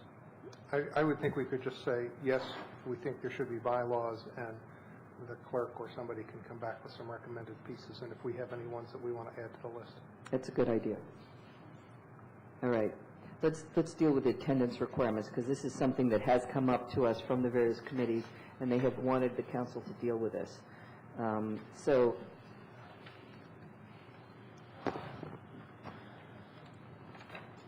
I guess the issue sort of boils down to how proactive we should be on attendance requirements. Do you want to give us a summary? Yeah, I think as Jesse indicated on the cover sheet, there is a provision in the code currently that talks about the process by which someone may be removed from a council-appointed committee. In essence, the committee itself may make a recommendation to the council because someone has repeatedly failed to attend meetings or hearings, and this requires a majority vote of the committee. I think, and Jesse can certainly speak to this more, I think there are those committees that have experienced some difficulty and have sort of taken it upon themselves, I think, proactively to contact someone who's a member of the committee who may not be able to attend. I think the sense the staff has gotten and from hearing from some of the committee chairs is that perhaps they'd like a little bit more effort, not just to fall on them, but also on the council, and that perhaps as part of the interviewing process, there could be a specific question asked of applicants in terms of flagging when the committee meets, making sure the applicant is aware of the date and time of the committee meeting, and to proactively ask whether they have perhaps any professional or personal conflict that may keep them from fully participating, so we can kind of get that out on the table on the front end. I think also it may be helpful that if someone misses a certain number of meetings in a row, whether that's a council member or a staff member, could also follow up with that member of the committee to find out whether or not they believe they can continue to serve, or if there's some impediment that has arisen from the time he or she was appointed that is keeping them from participating. Perhaps some of the committee chairs may have some other suggestions, but the sense that we're getting is at least they'd maybe like a little help on the front end and more fully exploring whether or not the person can actually participate, and once a problem develops, if perhaps the council could intervene and also have some discussions with that member of the committee. Just to add a piece of information, the MML board on which I sit has a rule that if someone misses 2 board meetings in a row, unexcused, I mean, like you're not sick or you're out of town or something, but if you miss 2 board meetings in a row, you are automatically off the board unless you do something proactively to stay on. Now, that's sort of the other end of the spectrum of, I mean, we could even set up rules that people were automatically off unless they asked to be retained. I mean, you can go anywhere along that spectrum, but at least what I have heard from individuals on committees is that they have people who sort of, their circumstances change and yet they're still on the committee, and they remain on the committee even though they never show up until their term ends, and then, you know, they don't want to be reappointed. And so you just have these people who are on in name only for long periods of time, and it inhibits the committees from functioning. And so I think it's a question of how automatic we want to make the process of people being dropped off a committee when they cease to show up. If I could just add something, and Jesse can correct me if I'm wrong, I do believe that the bylaws of some of the committees actually have provisions in terms of attendance. I don't know those off the top of my head. I'm aware there are some provisions that flag some sort of action on the part of the committee or the committee chair if someone misses, I believe it's 3 meetings in a row for many of the committees. Bruce, and then... I think as the committees go through, and in cases where they don't have bylaws, it'll be helpful that if they have this matrix that the clerk provided so that they can see what some of the other committees do. And I think the attendance question leads me to one of the items that we skipped over that we're going to go back to in terms of liaison. And if I can just say that I think that's one area in which I think it argues that we should have committee liaisons on the council. And I could foresee the liaison, one of the things that, besides being a point of contact for the committee, they could in turn let the council member whose ward a committee member lives in, where that committee member is not in attendance and might need to be contacted. I think an appropriate way for that contact to happen is for the council member to contact them.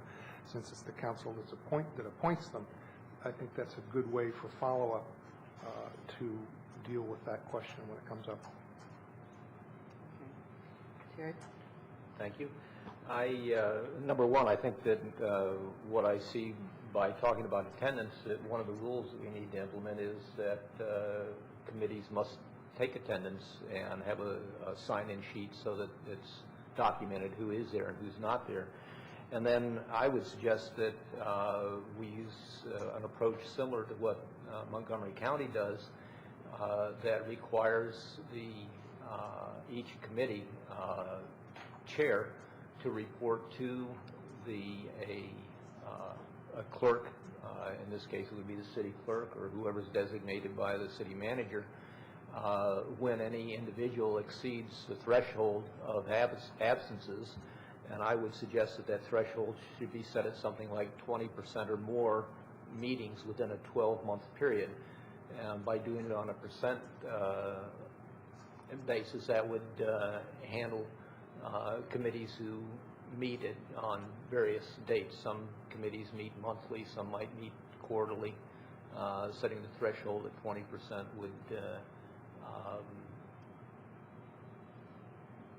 would make it possible to manage committees with various meeting dates or meeting schedules. And I would suggest that it should be a staff function to then contact the individual and ask for a letter asking, stating whether they want to stay on the committee, what their reasons for the absences were, if they felt they should stay on the committee, and then that could be given to the council for a decision. I don't particularly want to be acting as a liaison with a group of committees where I'm having to take on additional work to monitor attendance and monitor committees. I don't see that as being a role of a council member. Anyone else? I have a couple things.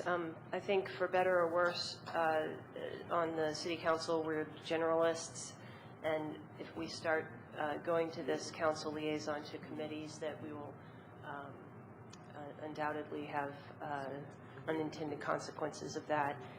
It could be in terms of uneven workload. It could be in terms of undue influence. I think that the public participation in council decisions is it's very helpful for that to be structured in certain cases. But various committees, including the Free Burma Committee, are clearly not assisting the council. And another one that comes to mind is the Personnel Appeal Board. If the Noise Control Board is something that we're no longer soliciting members for, we should, make a decision about that. And instead of stringing all of these things along, it would certainly simplify our discussion if we weren't trying to resurrect some committees and keep hands off of other committees that were working fine.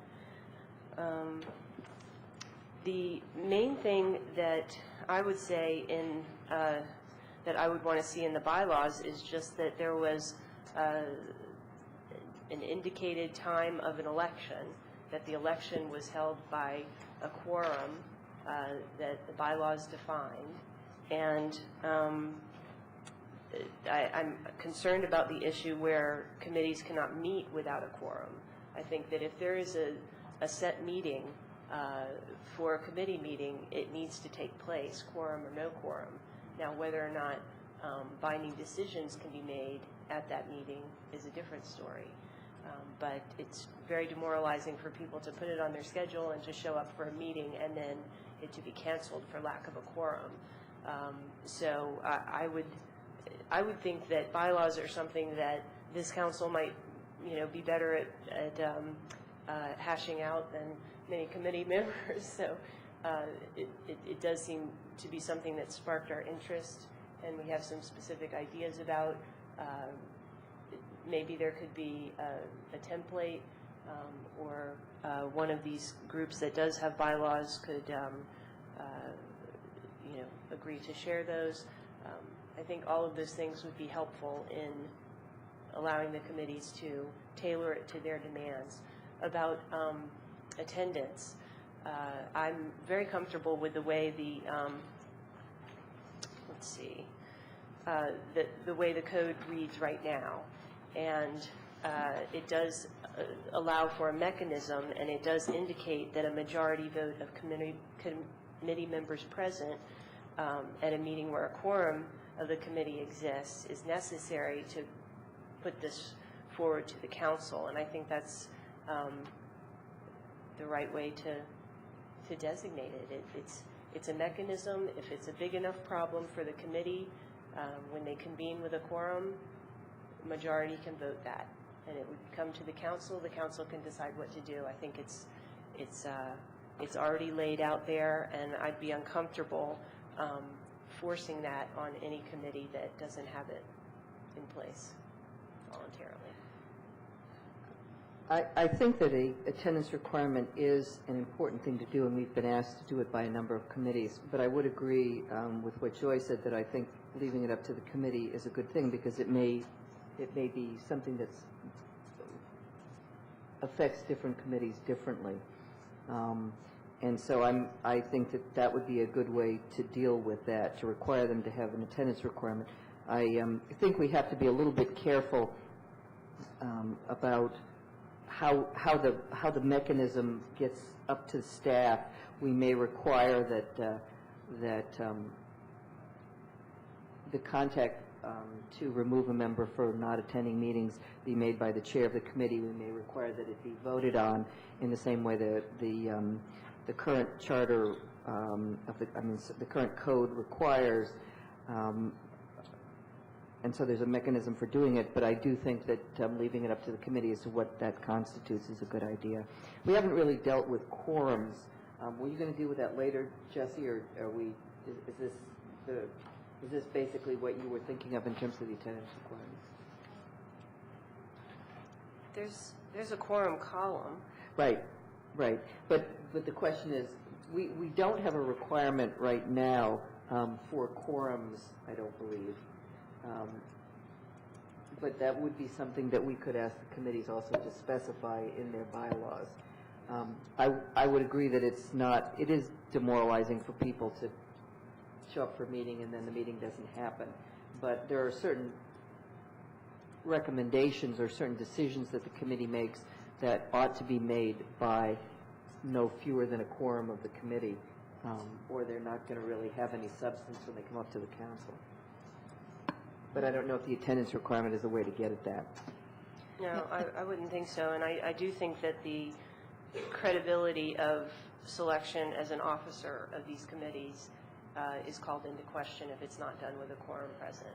If it's just done as a selection by the one person who still cares, that's really not fulfilling the mission of the committee. So I do think quorum is something important that the committee can define, as the Arts and Humanities Commission did it.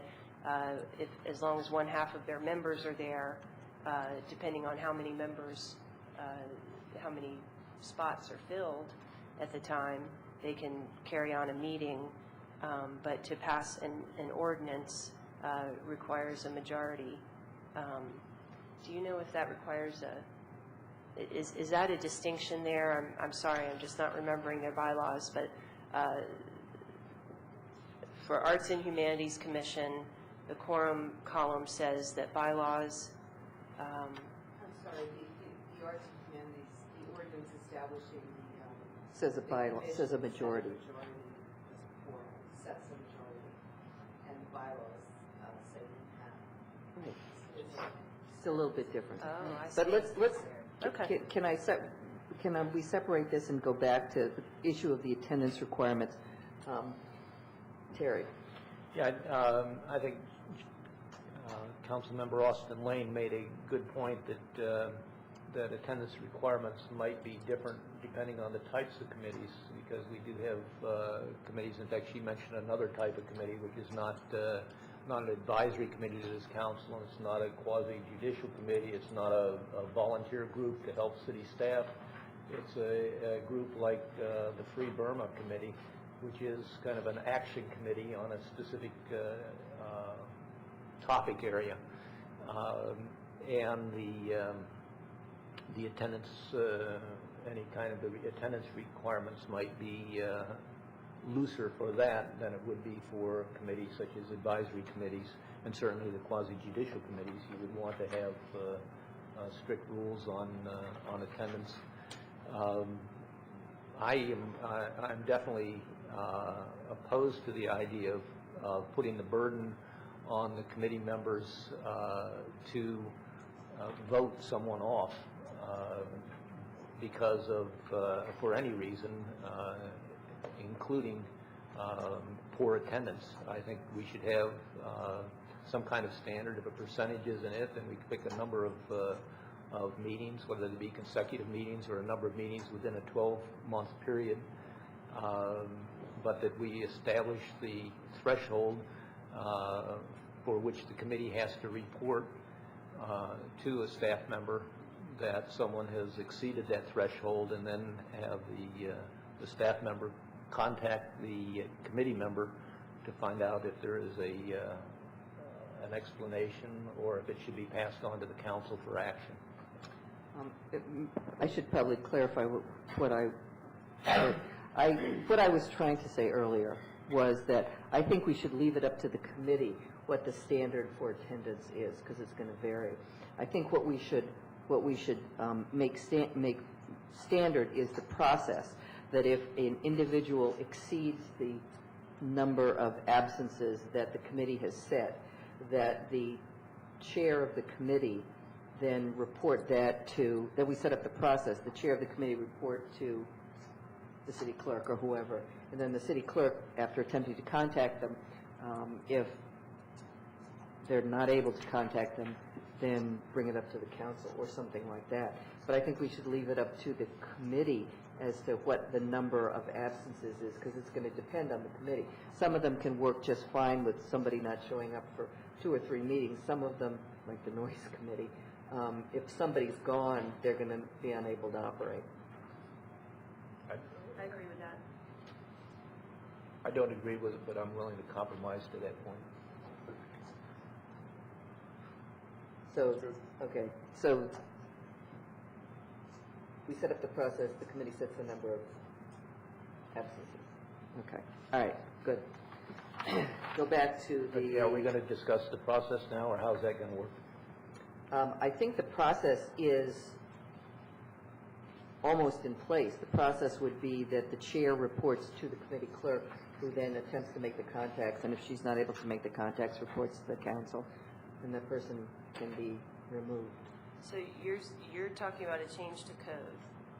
Because I thought you were saying that as long as they had it in their bylaws what the threshold was and what the process was, then it would fall under our current code.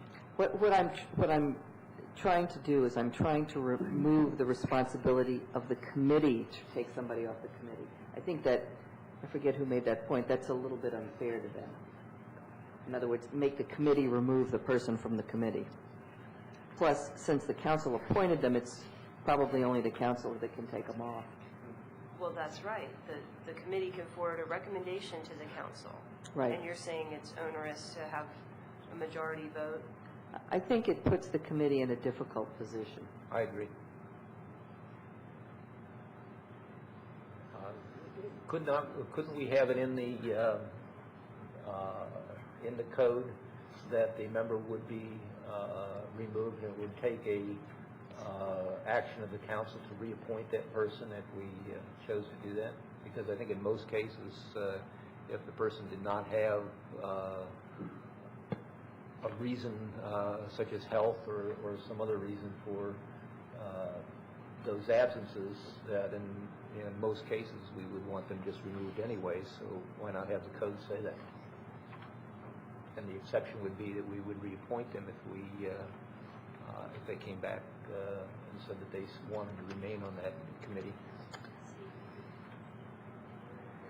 What does the council think? The only concern I would have is that if someone were ill and were unable to contact the members of the other members of the committee to let them know that they were ill and they automatically got off, then we could end up, I don't want us to have to go through this reappointment process any more than we have to. I think, go ahead, Jesse. Just that it would not be a problem for the staff to, for the clerk's office or the city manager's office, or to make a contact to the committee member. If the chair recommended that we make a contact, in all likelihood, when we track down the person, they'll say either that they can't continue to be a member and would resign, or they would have some reason and they would get in touch with the chair and discuss that. I think that would, it might help if we could make that contact with the committee so that they're not in that position of having to do that. So as long as they had it in their bylaws that 3 consecutive missed meetings would trigger a staff phone call, we're fine with that. They decide that it's 3 consecutive meetings or 2 consecutive 4 out of meetings. 12 or 20% or whatever it is. They decide on the threshold that triggers this staff intervention. Right. And then if the person says they want to stay on the committee and they miss the next meeting, Well, I think we have to give the staff a little bit of discretion too. And I mean, Jessie has a fair amount of experience with this because when she goes for reappointments, she has to find a person and ask them whether they want to be reappointed. And at some point, some of these people, it's not easy for her to make the contact with them. and she's had instances where people have not been available but have wanted to be reappointed or the other way around. So I think Jessie is capable of doing this. She's done a fair amount of this. I would say it automatically triggers a contact with staff, and then leave it up to Jessie whether she says to us, this person is just not going to be able to do it. You should declare the count. Leave it up to Jessie or Barb or whoever we want to write it to make a recommendation to the council or not as to whether this person should be removed from the committee. I agree with that. Jessie's comfortable with that. It's involved in her She's court. doing it now, actually, with all the reappointments. Speaking of which. I should say if the city manager's comfortable with that. We're fine. Can we, I don't know if Okay. this is tangential or is slated for discussion later, but can we talk about the interviews and whether someone has to be interviewed repeatedly for the same role? We did talk about that the last time. Did I, what was the decision? The decision was, let me see if I remember. The decision was that somebody didn't have to be, the council had to take had to actively reappoint people, but we didn't have to interview them if it was a reappointment. Am I right, Jessie? Yes. Okay. My understanding from it, and I've actually put it in this, it's on page 3 of this, that if committees are following a standard reporting schedule that was set by the council, Yes, that's right. applicants for reappointment need not appear for an interview, but committee reports should be scheduled to precede the term expiration dates of the committee members, so that, for instance, if a term expired in March, perhaps the committee should be reporting to the council in January to allow time for the council to be aware that the committee members are active, and they would get a full report from the committee and would be better able to make a decision about reappointing members. As usual, Jessie wrote it up much better than I remembered it. Thank you. Okay. Let's just go back to the issue of a quorum, since that sort of was a little bit tied up with the attendance requirements. I think the only place that the quorum shows up is in some committees that require a quorum for their meetings, I think. Yes.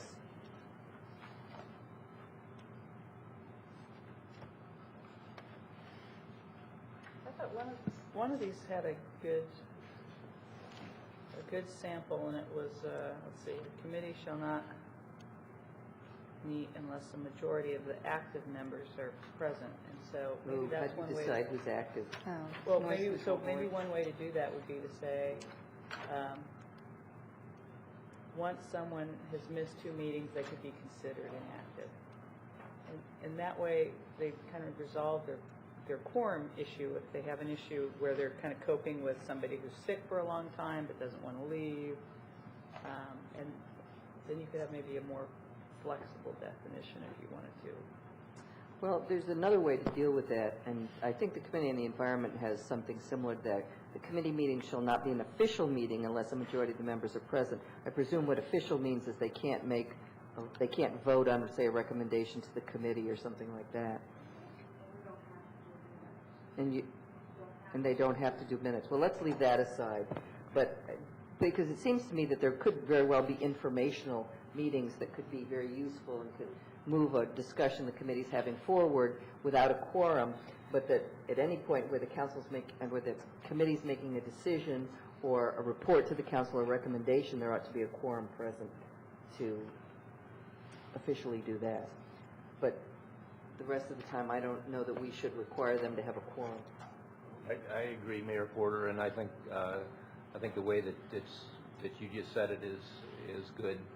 That basically a quorum is required for an official meeting, and that quorum is required for any decisions to be made.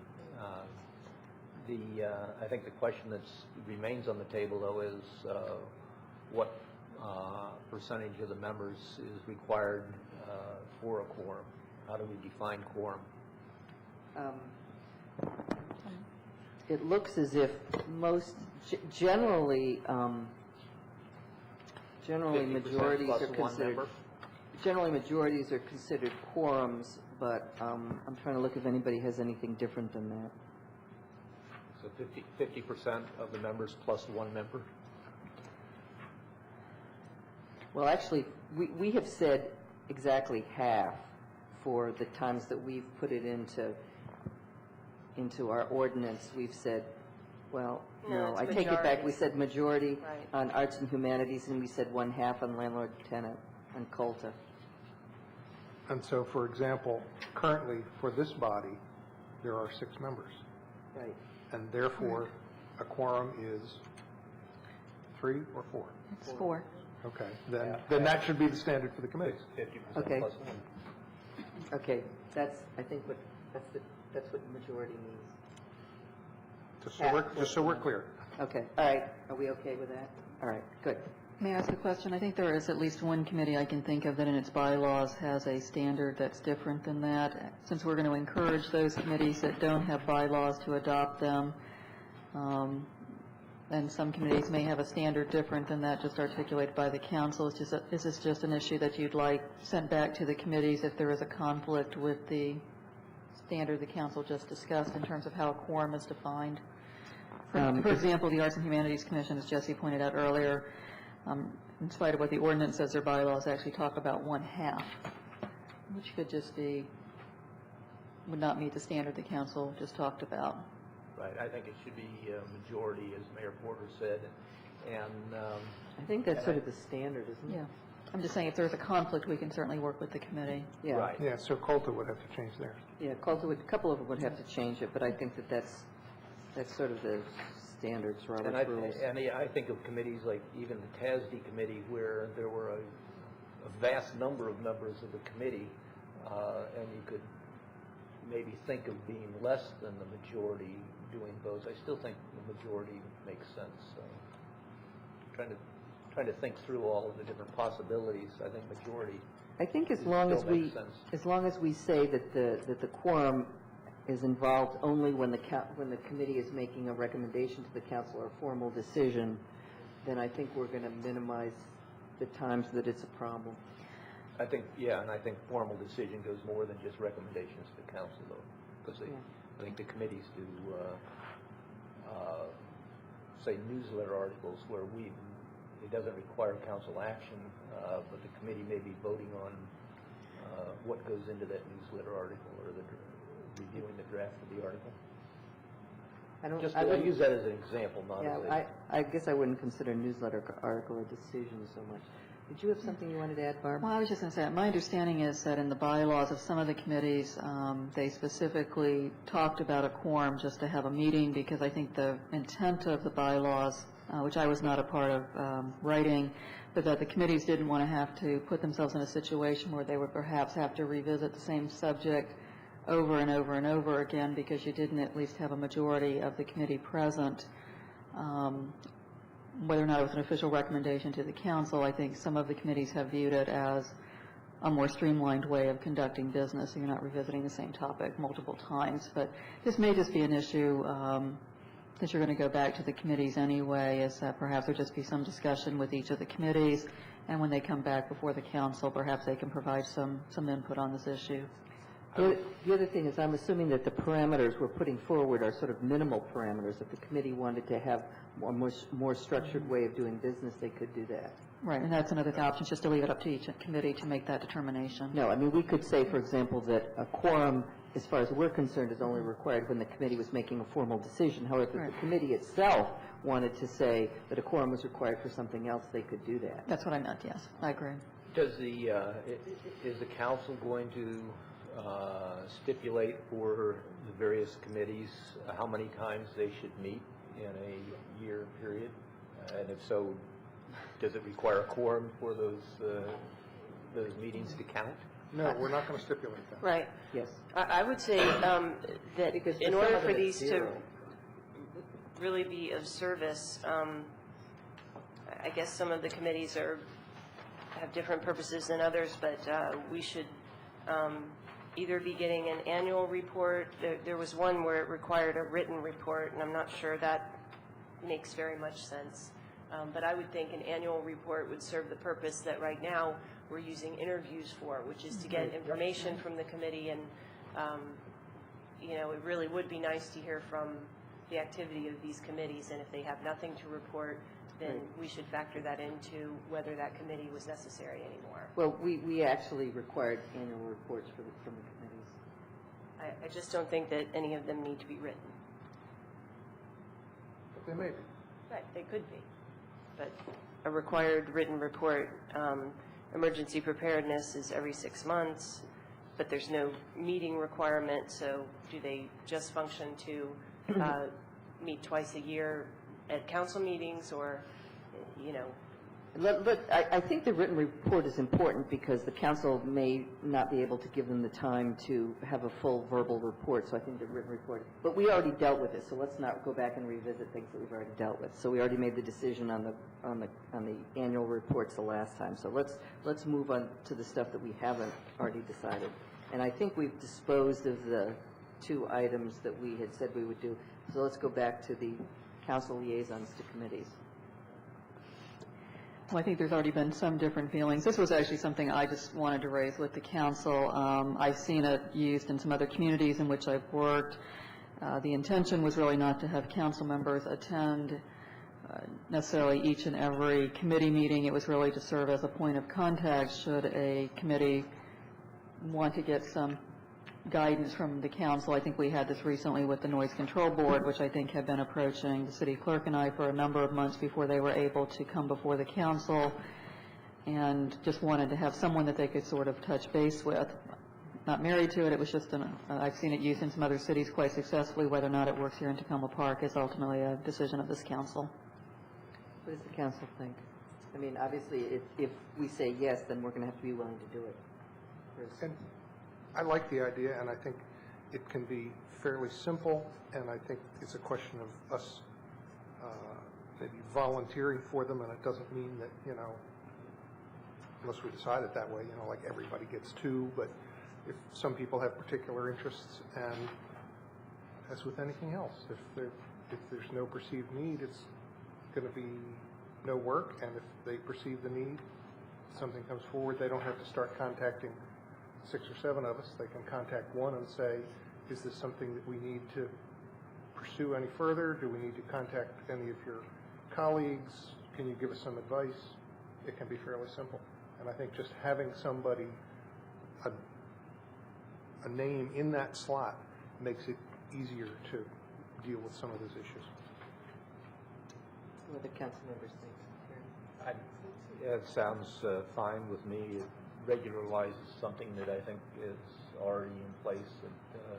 I don't think it changes. I don't think it'll be a change in workload, really. Committee members currently contact, I'm sure, each of us on different issues. So I think it's a nice touch to have a specific council member assigned to each committee. I was only taking exception to having to do work. Having new tasks assigned. You just want it on your resume. I'm okay with what Bruce said. You didn't like what I said? I guess I don't have a problem with it either. The only issue is there's some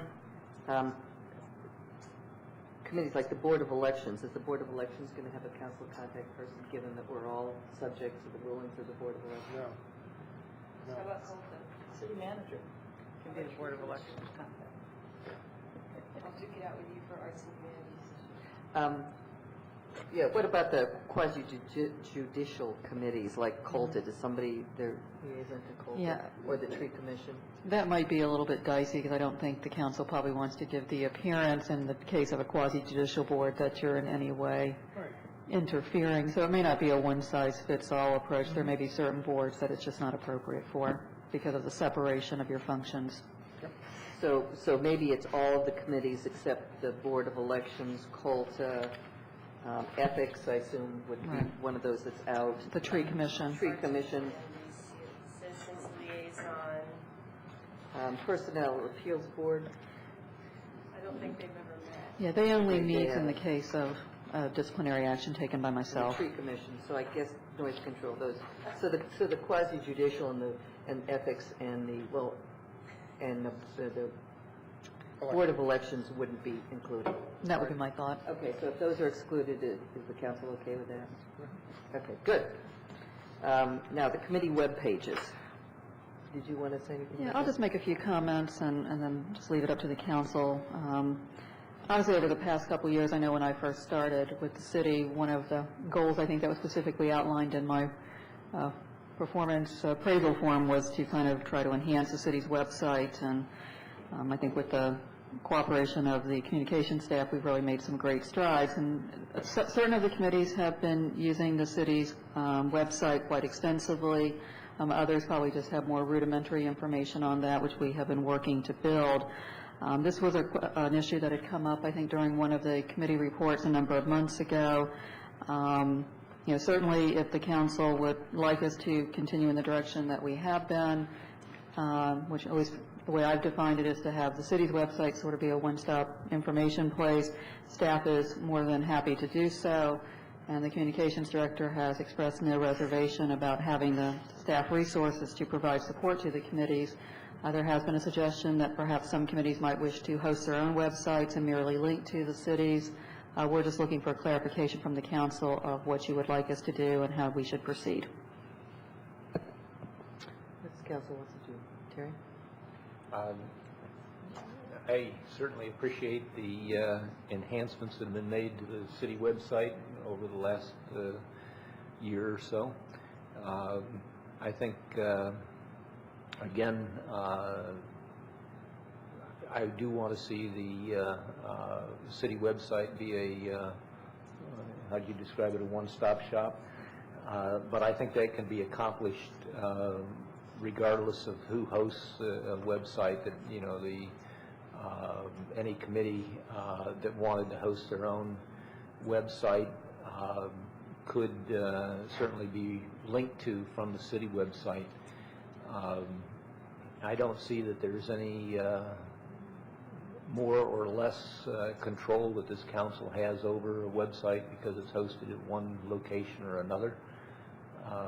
So I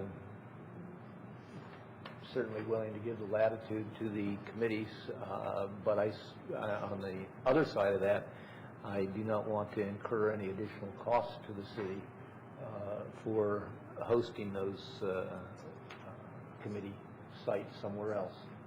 That, from a financial perspective, if the committee wants somebody to pay for it, the city to pay for it, then it should be at the city website or the city server. Does the city bear any liability if there's something with if say a committee has its own website that's linked to the city website, would the city incur any liability if there's that problem with the committee website? The only issue that I can think of off the top of my head is if there were to be some type of perhaps copyright infringement. The city-appointed committees are an extension of the city. If there were to be any kind of copyright infringement, that would be a potential liability for the city, because that would be viewed as the city itself violating copyright laws. Not saying that would happen, but that's the one thing that can come to mind. And would that be any different? Would there be any difference in level of review or anything else that would differentiate having it on somebody else's server versus our server? The chance of it happening. If information were to be posted on the city's website, as has always been the case, it would be a city staff member in the communications office. There's only a few identified staff members who post information. Typically, it would be the city clerk's office for certain matters, but as a general rule, the website postings are done by a member of the communications staff.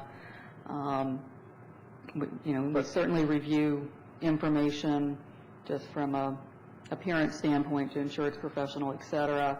I think if there was a question raised at that level that something might appear to be a copyrighted work, that would be flagged to Lonnie Moffett. Certainly if information is not being posted by us, staff cannot accept any responsibility for that because we'd not be viewing it to begin with, and I think the council could appreciate that. That would be up to the individual committee and whoever's doing the posting to make sure that any applicable copyright laws are respected. Yeah, my reason for supporting this, aside from saving staff time again, is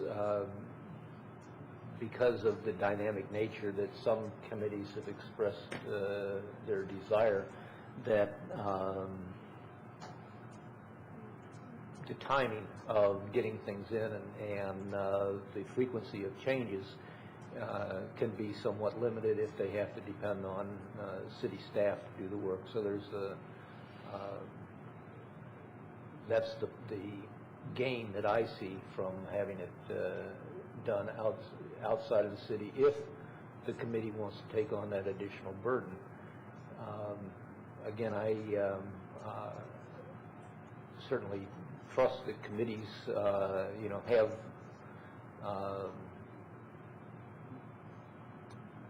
guidelines, and I trust them to do work that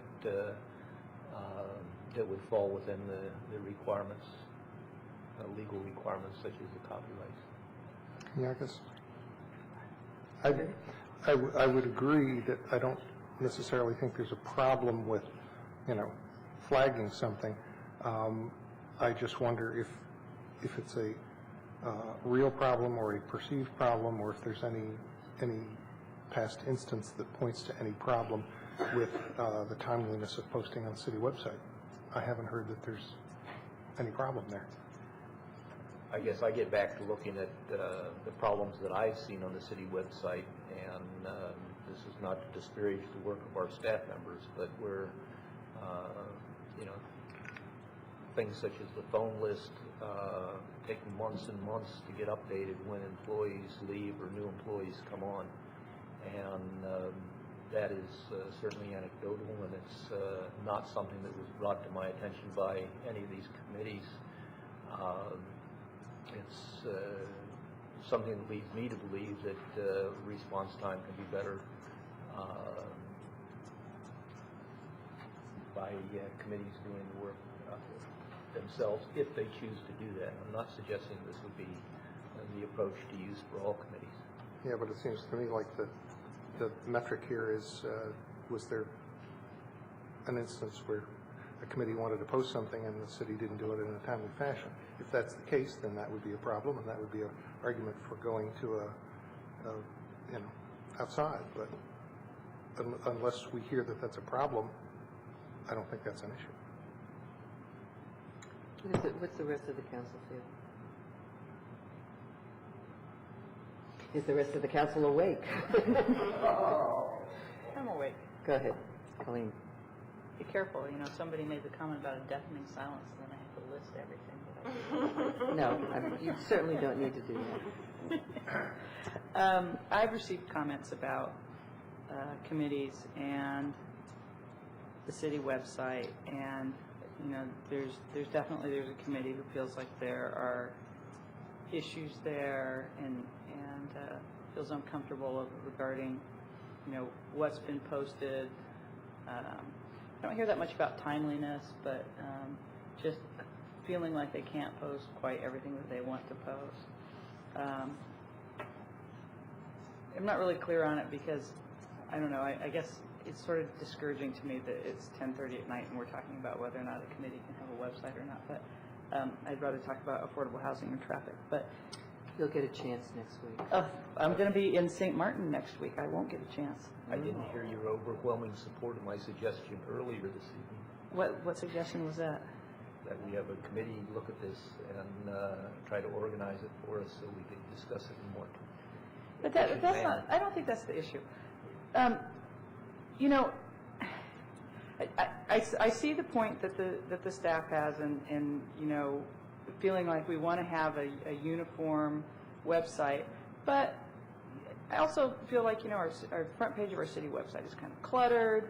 I hear a committee who says, we want to have a website where you go to blah blah blah committee.org, and that's what's there, and and they want to present their information, and they they have some plans to have kind of a dynamic website. They'll be able to do, JavaScript things and all those kinds of technical stuff and make their website. They want to have a special website.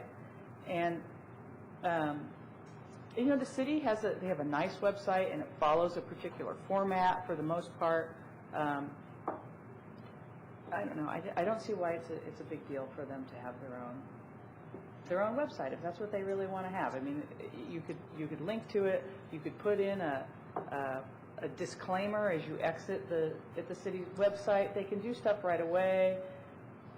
Let me make a suggestion, perhaps, for resolving this. How about if we let committees put up their own website, subject to a couple of conditions? The first condition is that there's certain information they have to have on the website because we're required by open meetings laws. They have to post the date and place of any upcoming meetings, and they have to post minutes for all meetings. I think that's required under open meetings law. And I think it's required even if there's not a quorum at the meeting. I think they still have to post minutes. We can check on that, but if they post the date and place of upcoming meetings and minutes of past meetings and the second proviso and anything else that they have to put up on their website. And the second proviso be that this is a sort of a provisional okay, and that if there's any problems with committee websites that come to the attention of staff and the council, that we have the ability to remove that okay in the future. In other words, if... I think that's true with everything we do. Well, but we do know of an instance where a committee posted some information on the website that had a little bit of a copyright problem. And I wouldn't like to see something like that happen again. So if a particular website has some kind of a problem like that, that website would not be in existence anymore. And so if we have those two things, then I think we're probably okay. Sounds fine. That's fine. Okay. All right. I think we've run through the issues that we have in front of us this evening. Is there anything we need to clarify, Jesse, that we haven't clarified? Ad nauseum. Okay. All right. Last item on the agenda. Mayor, if I may just add, the gentleman who just came up basically did just want to bring this to the council's attention, is that obviously we have a search feature on the city's website. If there is a link, that search feature is not going to automatically jump to another website. Yes. I also wanted to clarify whether or not it's the council's expectation that if there are websites that are separate apart from the cities, are you expecting the staff to go out and monitor those to make sure that the information you're requesting? Because I don't think that would be practical. So. No. And I also assume that we have something on the website now that just sort of lists the committees and some basic information about them, and presumably that would still be on the city's website. It could either still be there, or if the council's desire is to have independent websites, we'll just remove that information. I would assume that the listing for the committee would just provide the link. Right, but I mean that there would still be a listing of these are all the committees, and this is what they do, and you wouldn't have to go to X committee in order to find out what this name meant. Jesse may be more familiar. I think right now, is there a general committee page, and then it jumps off to sub-pages, I believe? That's right. It's certainly a work in progress. Right. And I would expect the subpage for a committee that was an external to be a link to that other with a disclaimer that this is not a city. Right. This is you not are a now city leaving, webpage. You are now leaving Don't the city sue website. us. Mayor, I will basically go ahead and just refer that to the city attorney, because I'm not sure that just putting a disclaimer will, because they are an extension of the city, may not provide that assurance. I think we'll just clarify that, just so the council's clear about that issue. I appreciate that, and that's why I asked the question about the liability. And if there is a liability question, please let us know, because that would make a difference to me. The final issue is the appointment of the COG boards and the Fire Department Board of Directors. Just for myself, I've been on TPB for many years. I'd like to continue on TPB. That's pretty much all I can do at this point. I'm also on, at this point, only one sub-TPB group, but it's enough. Anybody else? Bruce? What are you on? I'm on Air Quality Committee. You're on MWAC? Okay. Is there a backup person on MWAC? Do you need a backup person? Okay. I'm happy with where I am. What are you? The board and Chesapeake Bay and Water Resources. Okay. Me too. You're me too, what? Happy. Happy with, what are you on? Economic development. Economic development, okay. Who else is on other things? Terry? I'm on the Public Safety Policy Committee. I would like to remain there. Especially since you're going to be chair. Especially since I'm going to be chair. I've also been on the Human Services Policy Committee, but I'm not married to that. Should someone else like to take on that responsibility?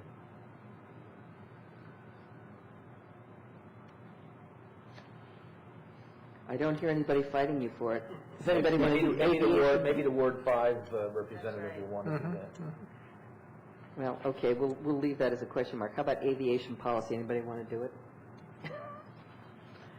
Okay. If it's transportation related, I think it should be part of your duty. It's the reason it's a separate committee is because it's not the same thing as transportation policy.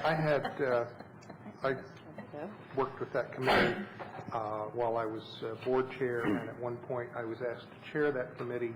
It has some relevance to the city. It would have more if it was if there were helicopter issues, and if and when that comes up, we can always do something about that. Maybe we could make the new Ward 5 person on the aviation committee because they would be the person most affected by any potential helicopter issues. This is what happens when you're not here when we make the appointments. Okay. We have volunteer fire department. Who's on the volunteer fire department now? Colleen, Bruce? We're in the middle of doing some things with the station, which may or may not ever go to a new station. It will. It will happen. Just in a delayed time frame. And so we're currently dealing with station issues, and we're dealing with ladder truck issues, and that's complicated by the fact that the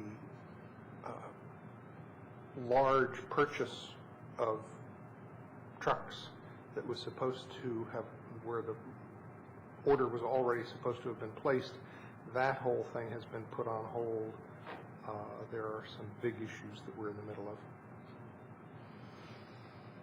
And of course that affects the agreement on the ladder truck going away, coming back, depending on the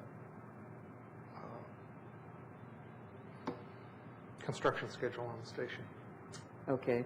So it's all in flux. Okay.